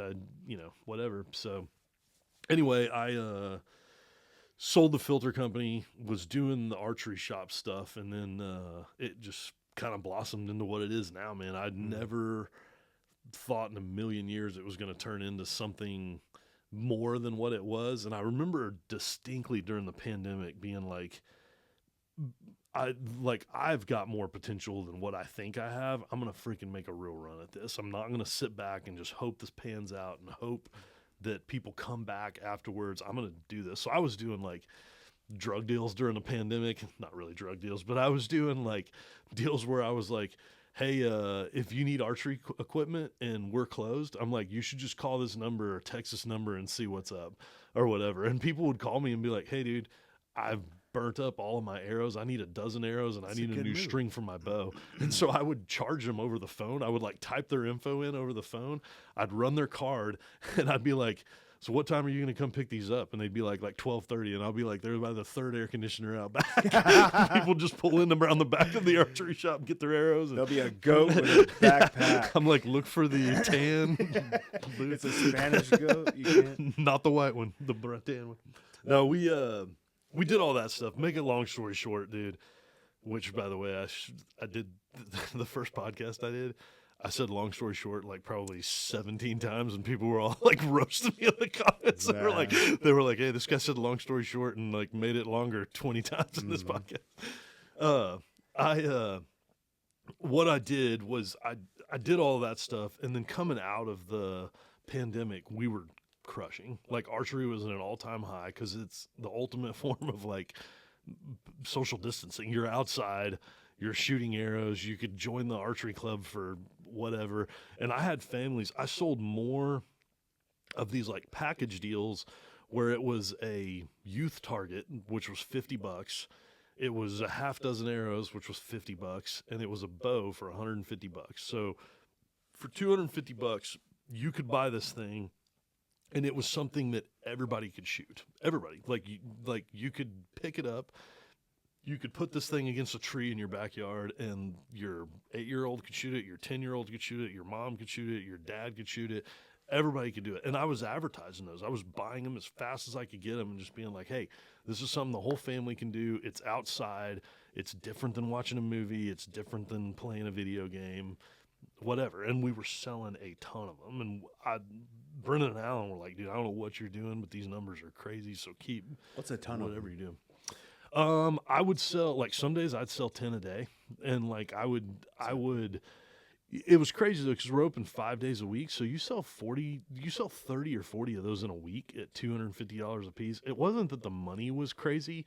It was just that we did that for such a sustained period of time for like 5 months, 6 months, cause nobody had anything to do. They were still at home doing nothing cause they were working from home, and they were like, we just need a distraction. And it wasn't a video game, and it wasn't an iPad, and it wasn't anything. So people all in these like super liberal like areas in central Austin, Allendale, Rosedale, Brentwood, Crestview, all of those neighborhoods were buying them and put them in their backyard, even at 10 yards. And it was something they could do as a family, go out there and see who could hit a bullseye or whatever it was. And you could all do it, like the whole family. You could buy it, and it was $200, $250 out the door. I would bring it to you if you lived close enough. I would put it out back for you, do the drug deal if not, or whatever. But we were selling a bunch of them, and the companies that we were doing them with had no idea how we were doing them. Like Morel Targets was who I was buying those targets from, and they're like, dude, what is going on? This guy in Austin's buying pallets of targets all the time. And I'm like, send me more, dude. I'm running out, Is this dude. the goatdealer.com guy? This is the again? goat dealer guy. Fucking- So, thinking outside the box, it's just one of those deals, man. You're trying to You make seem something to do happen. this a lot. Yeah. It seems to be your superpower. No, I was trying hard, man. I mean, I was like, I'm not like, I'm struggling, dude. I'm trying to like find a way to make money when no one else is really making money and your business is that's- shut down and all of that stuff. You undersell it a little bit, but that's kind of like a very exceptional talent. It's not a normal thing because Yeah. like a lot of people when like weird Going gets tough. Yeah, when the going gets tough, they really like clam up. Yeah. And they're afraid to make a move because they There's- think, nobody else is making a move. No, but there's definitely maybe there's a reason they're not making a move. Yeah, and you seem to do the exact opposite. There was, yeah, and I realized that way late in the game because I never knew I was doing that. You were doing it the whole time. I was doing it the whole time, but I Just never didn't realized it. realize. I never realized it. I was just, I'm 46 years old now, and I'm realizing it. But at the time, I was like, I just got to find a way to make money because there was nothing else, and that's part of what's helped me get to where I am and driven me and all that stuff. There's never, a lot of my friends would offer business advice, and I'd be like, skeet, dude, get on. I'm like, I don't want to hear it because like a lot of them got out of high school, their parents paid for them to go to college, and then once their parents paid for them to go to college, they were like, hey, come work at the company business because your dad's going to retire in 10 years and you're going to get the business and you can pay yourself $100,000 a year, go buy a new truck every year, and life is good. And they did that. So they're telling me how to do it, and I'm like, that doesn't work because at 18, I was out trying to talk Church's Chicken into letting me change filters once a week and talking all these, like, that's real. Like I was out beating the streets trying to do it on my own because there wasn't anything else and there wasn't any help. And that was what drove me a lot. Was I knew there was no inheritance coming. My parents did well for themselves, but my dad worked on air conditioners and my mom was a florist.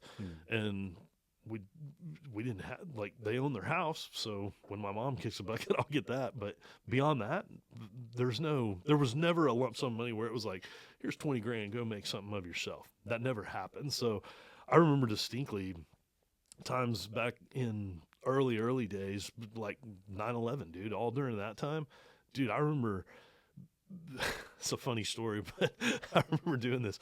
Me and Stinson were living out off of Manchac Road, and we had both been working a lot and trying to make a bunch, but at the time, you remember like pagers and all that stuff? So I had a pager and all that stuff. So I had paid my like pager bill. I had paid my rent. I had paid everything that I had to pay, and there was absolutely not a penny left. And I distinctly remember coming home one day, and Stinson had made 2 things of ramen noodles, and he like put half of a can of like chili, like Wolf brand chili on it, and like nuked it in the microwave and put the other half in for tomorrow's lunch. And I was like, dude, you're eating ramen noodles with chili on them, dude? I'm like, you're disgusting, dude. And he's like, well, what are you eating? And I'm like, I don't know. I'll probably have that other half a can if you're going to come off of that. So we just didn't have. They're so coming bad. to find out. Dude, so bad. Yeah, like you see those videos on like Instagram where they're like making the noodles and you're like, dude, that's paste. Well, no, dude. So I saw a guy where they did homemade noodles. And they swallow it. They stick a camera down the stomach to see how long it takes to dissolve. And it's like homemade noodles and those packaged ramen noodles. Oh, I bet. And so everything that you eat is supposed to process within like 4 to 6 hours. Okay. Right? Should process, dissolve, and your stomach should do things. 3 days later, that ramen is still sitting in the still squiggly noodles looking in your stomach. Still squiggly noodles, hasn't fucking dissolved, maybe a tiny little bit. Dude, that's rough, dude. It's bad. Yeah, they're saying like they're finding if people who are eating this like 3 to 4 to 5 times a week are like they're like it's gotta be bad. It's like really. You know how many people are doing that? I bet there's a lot more people than we think, dude. In China. Yeah. Well, I know here, I mean, we didn't have money, and that was part of my story. So what's funny about that is, I ate his ramen noodle Wolf brand chili stuff for about 3 days, and I'm like, dude, it does sound I am good. over this, dude. I'm like, we got to get some meat, dude. I'm like, let's go to your parents' house and like raid the freezer. There's nothing there, dude. There was nothing anywhere for us to eat. So off of Manchac Road, dude. 40 acres off of Manchac Road. He had a whitetail that would come in the yard. And I'm like, hey, dude, I am a proficient bow hunter, dude. I was like, I will smoke one of these does and we'll be eating backstraps tonight. And he's like, dude, I'm all in, dude. Go freaking smoke it. So, dude, I go in behind a tree in his mom's front yard. This is like June, dude. This is not deer season. And I draw back with this old piece of crap and I hit this doe. And she takes off running, dude, way farther than she was supposed to run. And I'm like, oh, no, dude. I'm like, I thought she would die within like 50 yards. And, dude, she's gone, dude. We can't find her. And so I'm like, dude, we've broken the law. We've broken game laws. I'm like, dude, this is real bad. So he's like, dude, let's wait till it's dark. We'll go find her and we'll get her back. Well, I'm like blood trailing. I blood trail her all the way through the 40 acres to Manchac Road. I find blood going across Manchac Road, and I'm setting off people's motion sensors in their front yards, like looking for this deer, blood trailing this deer. So I find her behind like some trash cans 2 blocks away from where I shot her. And I'm like, what are we going to do? So I call Stinson and I'm like, hey, dude, you got to drive over here like now, dude. Like, get over here, dude. I'm setting off motion sensors and lights on people's driveways and stuff, blood trailing this deer. So we hum her in the back of the truck. We drive back to his mom's house. We hang her up. We start a fire in a little Weber grill. And I never will forget, dude, I gutted her. I did everything. I cut the back straps out. I cut steaks off of it and did it. And we had like one of those little salt things. We put it on there. And we both took our first bite. And I was like, that's like the best Wagyu A5. That's the best food I've ever eaten in my life. We're like 4 days into ramen noodles and Wolf Ranch. Did you mix it in with the ramen? For sure we did, dude. It was bad, dude. But yeah, I remember doing that and just being like, I guess my point to that whole story is there was no other options, dude. Like there was never going to be an inheritance of money that was going to set me up. So all I got to do is be a good dad until he kicks the bucket, and then I get $1 million in my bank account and life's good. None of that was ever on the table, dude. I'm with you, so buddy. I'm with you. I had, going back to my original point, which was that, like, I was like, dude, I never thought of myself as like crafty and initiative, like going out and really trying to figure out how to make money. I just did it out of necessity because there was no other options. There was no savior. There was no lump sum that I was going to come across. I was too poor to play the lottery. So when you had a good goat deal and you had $2,000 and you'd pay all your bills and make your truck payment and do all that stuff, and you're like, dude, there's $1,000 left over. Yeah. I was like, back in those days, I'm like, hey, steakhouse, we're all good. This is on me, boys. I'm like, let's go. How many people are out there in the world right now that are staking their flag on a degree that they got when they're a fucking kid? You're still a kid. No doubt, dude. You're 22, when you graduate college? Yeah. 22, staking your flag on something. Yeah, you're hoping. You don't even fucking know who you're going to be when you're 28. Yeah. Not to mention, you don't know if old D. Trump's going to hit the red button and you're going to be living in Chernobyl and trying to figure out. You have no idea what the world is really like. You don't know what it's like to pay bills yet. And you're staking your flag on this degree that you're like, I'm good. I got this. And it's like, you have no idea. The best thing that ever happened to you was not getting a fucking degree, dude. It was. Honestly, it was. And I go back to that a lot because it's funny with our kids now. I'm like, I just want to get my kids old enough to understand the world. Like, I'm like, I don't need them to decide if they're going to be a fireman or they're going to be in the military or if they're going to be a librarian. Like, I don't need them to tell me that. But I do need to build all of the characteristics to get them to where they can just function on their own without the help of me or without the help of anybody else. I saw a thing that was pretty cool. It was saying fatherhood is basically training everybody that you love and you can't live without to love and live without you. It's basically you're training the people around you to live without you because you're trying to make sure they can fend for themselves, that they don't always have to rely on you and all that stuff. And I took that to heart because I was like, my two boys are good kids and they're go-getters and all that stuff, but they're also 8 and 10. They're just they're still down to go pound of Rasmus and freaking eat a hot dog. Like, they're just living their best life. And I'm like, but at some point I'm going to switch gears and be like, hey man, this is what your dad learned going through the school of hard knocks. Hopefully you don't have it as bad as I do. And hopefully maybe if I play my cards right, maybe I can leave you something and you won't struggle like I struggled, and you won't have to deal with all the stuff I struggled with. And I actually had this conversation with Joe one time about kids with Rogan, because he was like, he basically was on a podcast saying something to the effect of like,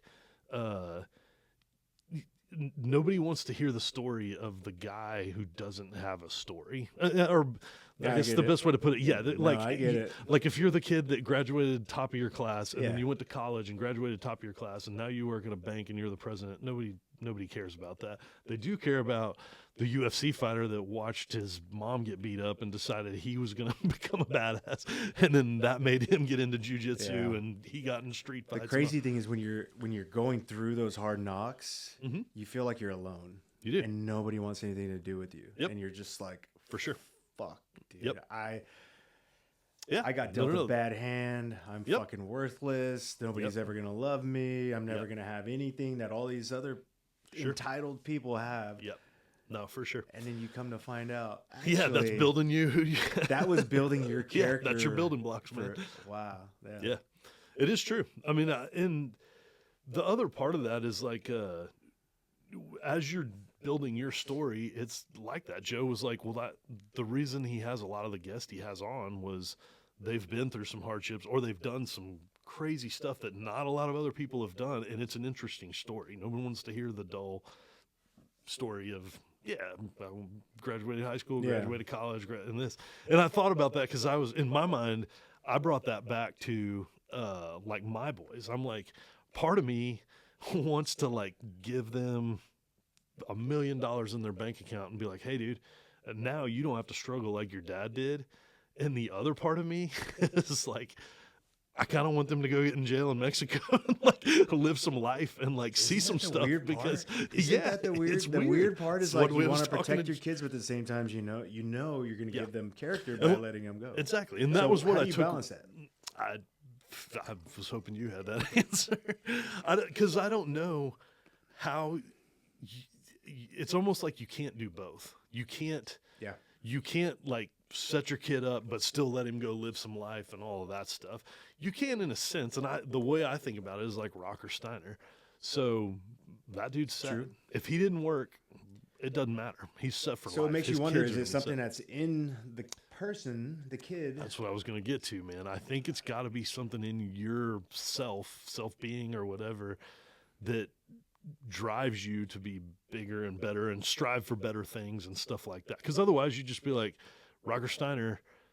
Unlike Rocker Steiner, you'd be like, well, I already have all the money I'd ever need, so why do I go ride bucking horses? Like, it doesn't matter. My legacy is going to be, I have a lot of money. I can buy the car I want. I can live in the house I want. I don't have to do this. But the Steiners are also like, no, you're not going to sit back and just have the easy road. You're riding bucking horses, and you're going to finish the family legacy. Hear statistics, because I'm sure, like like these kids that grow up with the silver spoon per se. Yep. Right? I'm sure there's anomalies, right? There's like For sure there is. Yep. rockers out there. Yep. But I would say like you're probably going to find a lot more on the other side. It's got to be a much higher percentage. No doubt. Right? That they're like, fuck this. Yeah. Because like, or you get it and you have all the money and stuff, and you just decide like, man, weed's the way, and weed leads to coke and all the other stuff, and you're like, I'm just gonna bop around and spend money and live this lifestyle. Which that story plays out, I feel like, a lot more than most of the other stories. I can't think of this comedian. Oh, Chris Cognate, I think is his name. He's a comedian. He's coming up. He's got long hair. He looks like a total hippie, but he's like that. He was that like prototypical stoner guy that you grew up with, and like he's like, no matter what, that dude is always gonna be like that, bro. Guy. And he was telling a story. He has a joke where it's a true story, but he's telling a story about he was like at his worst point in his life. He was at this like a crack house, right? He went through for sure. Went through the fire. And he said his house got swatted. And he's like, but his eyesight's really bad, and he didn't know, like, people busted into his house, but his buddy used to do it all the time to fuck with him, right? So he would like the door, come in, SWAT, and he's like looking for his glasses, like, he's coming in my house, And he's like, oh fuck, it's the fucking SWAT, it's the actual SWAT, it's not my boy. And he's like getting up, and he's like, whoa, what's going on, bro? And he's like, and he looks at, he looks at his buddy. He's like, Craig, and he's like, Chris. It was like his high school or middle school buddy, dude. His best friend, was the guy became a cop.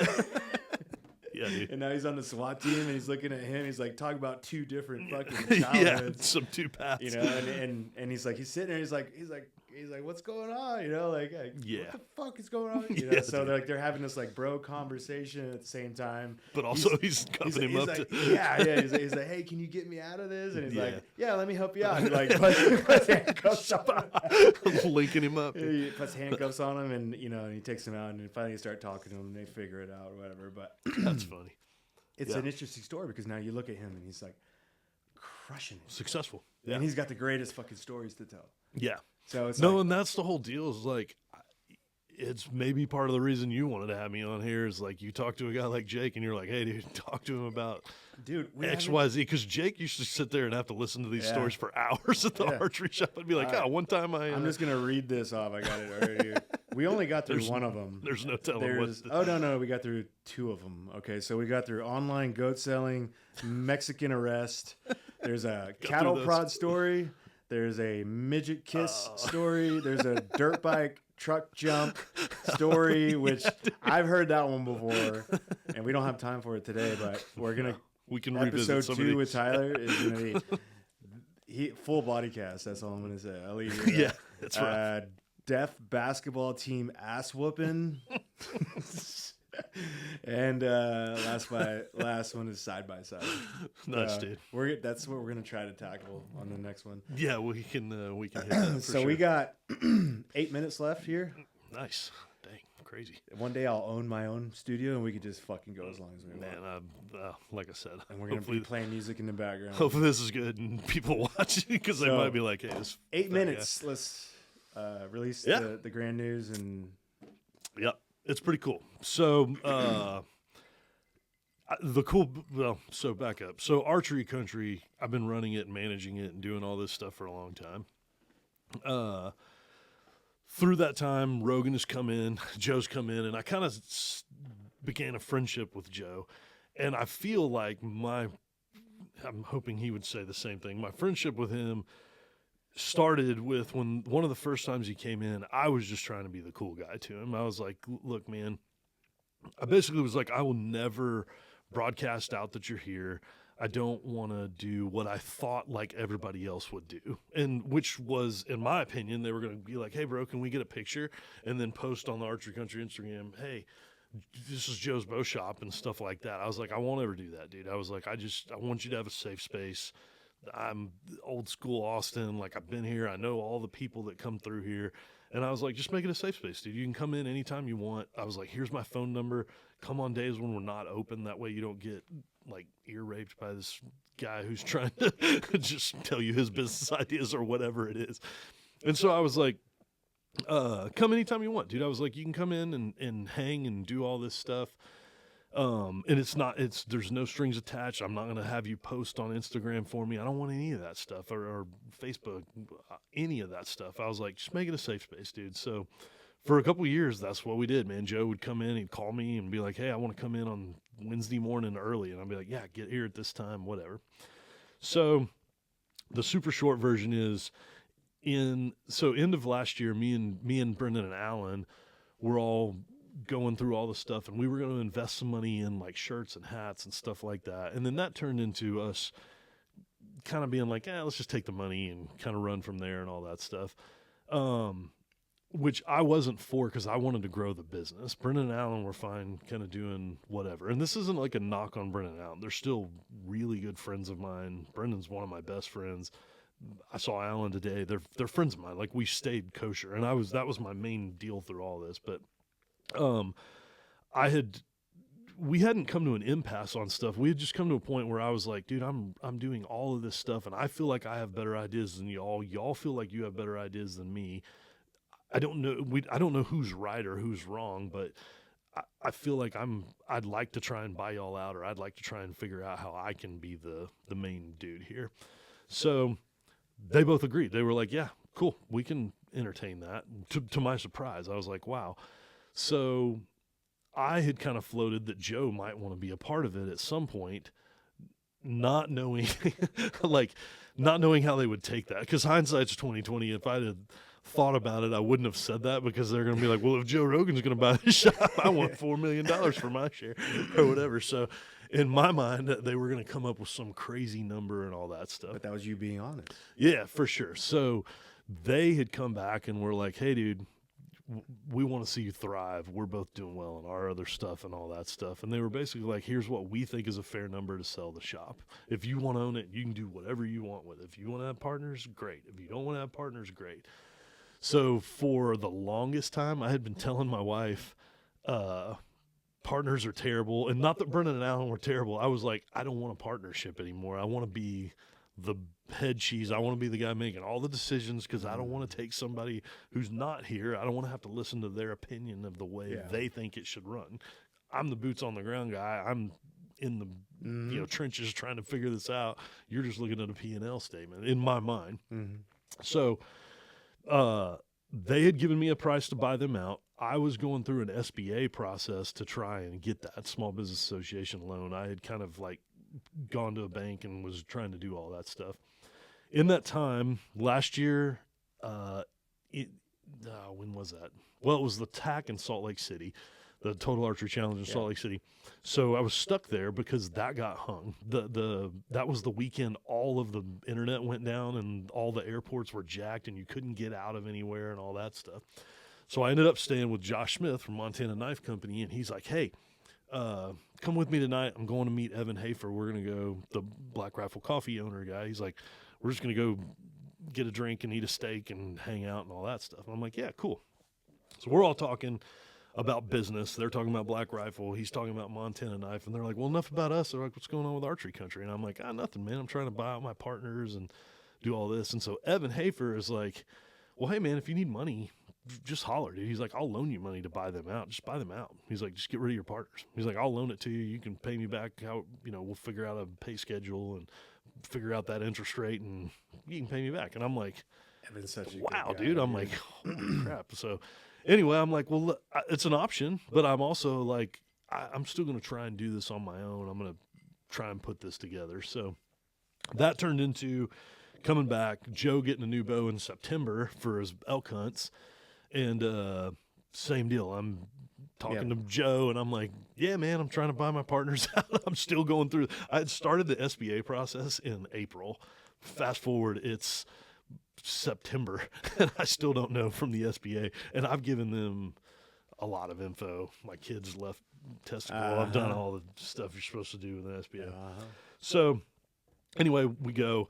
I told Joe that, and Joe was like, man, you know what you should do? He's like, you should let me and Evan come in as business partners on this deal and really try and blow it up. And we had talked about that before, but I never really thought there was a way to do that, because I was like, how are we going to make that happen? They're going to ask for too much. And they had kind of given me numbers early on that I floated by Joe, and Joe's like, well, what does that give you? That's too much, whatever. So anyway, I'm like, well, that's not going to happen. So Joe calls me that night, texts me, and is like, hey, try and figure that out, dude. Let me and Evan come in as business partners. And I'm like, man, that's a wild thing to even think about.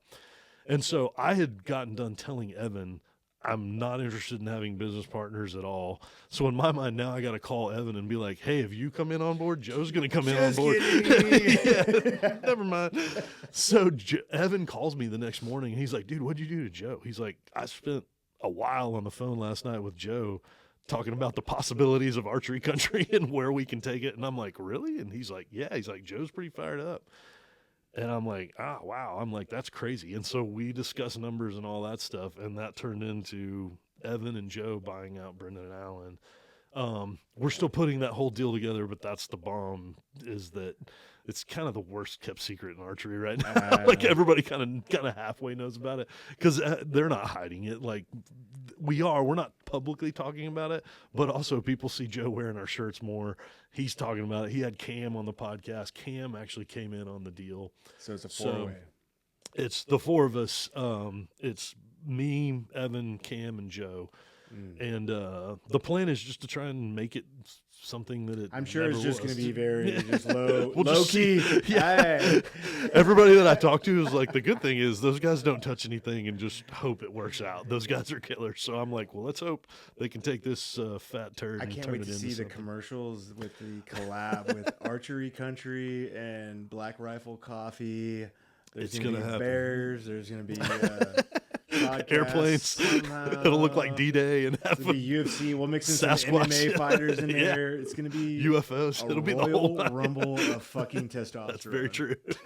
That's what we're hoping for. But yeah, no, it'll be cool. That's the bombshell. And it's cool, man. We've been working on a lot of stuff in the background, like trying to put it together and all that. It's been a long couple months because it's happened a while back, but we've been trying to piece together, structure it and all that stuff and do all that. But it's happening. It's going down. And it's So really is there cool, anything you man. can share with everybody as far as the plan ahead? Yeah, so 5 years? the real plan is build a super brick and mortar here in Austin. Evan and Joe's kind of what they want to see happen is to build a mecca, if you will, or a place. At least when I talk to Evan and talk to Joe about it, it's kind of like, let's build something super special here in town to where people will do like what they do for Joe. So people will plan.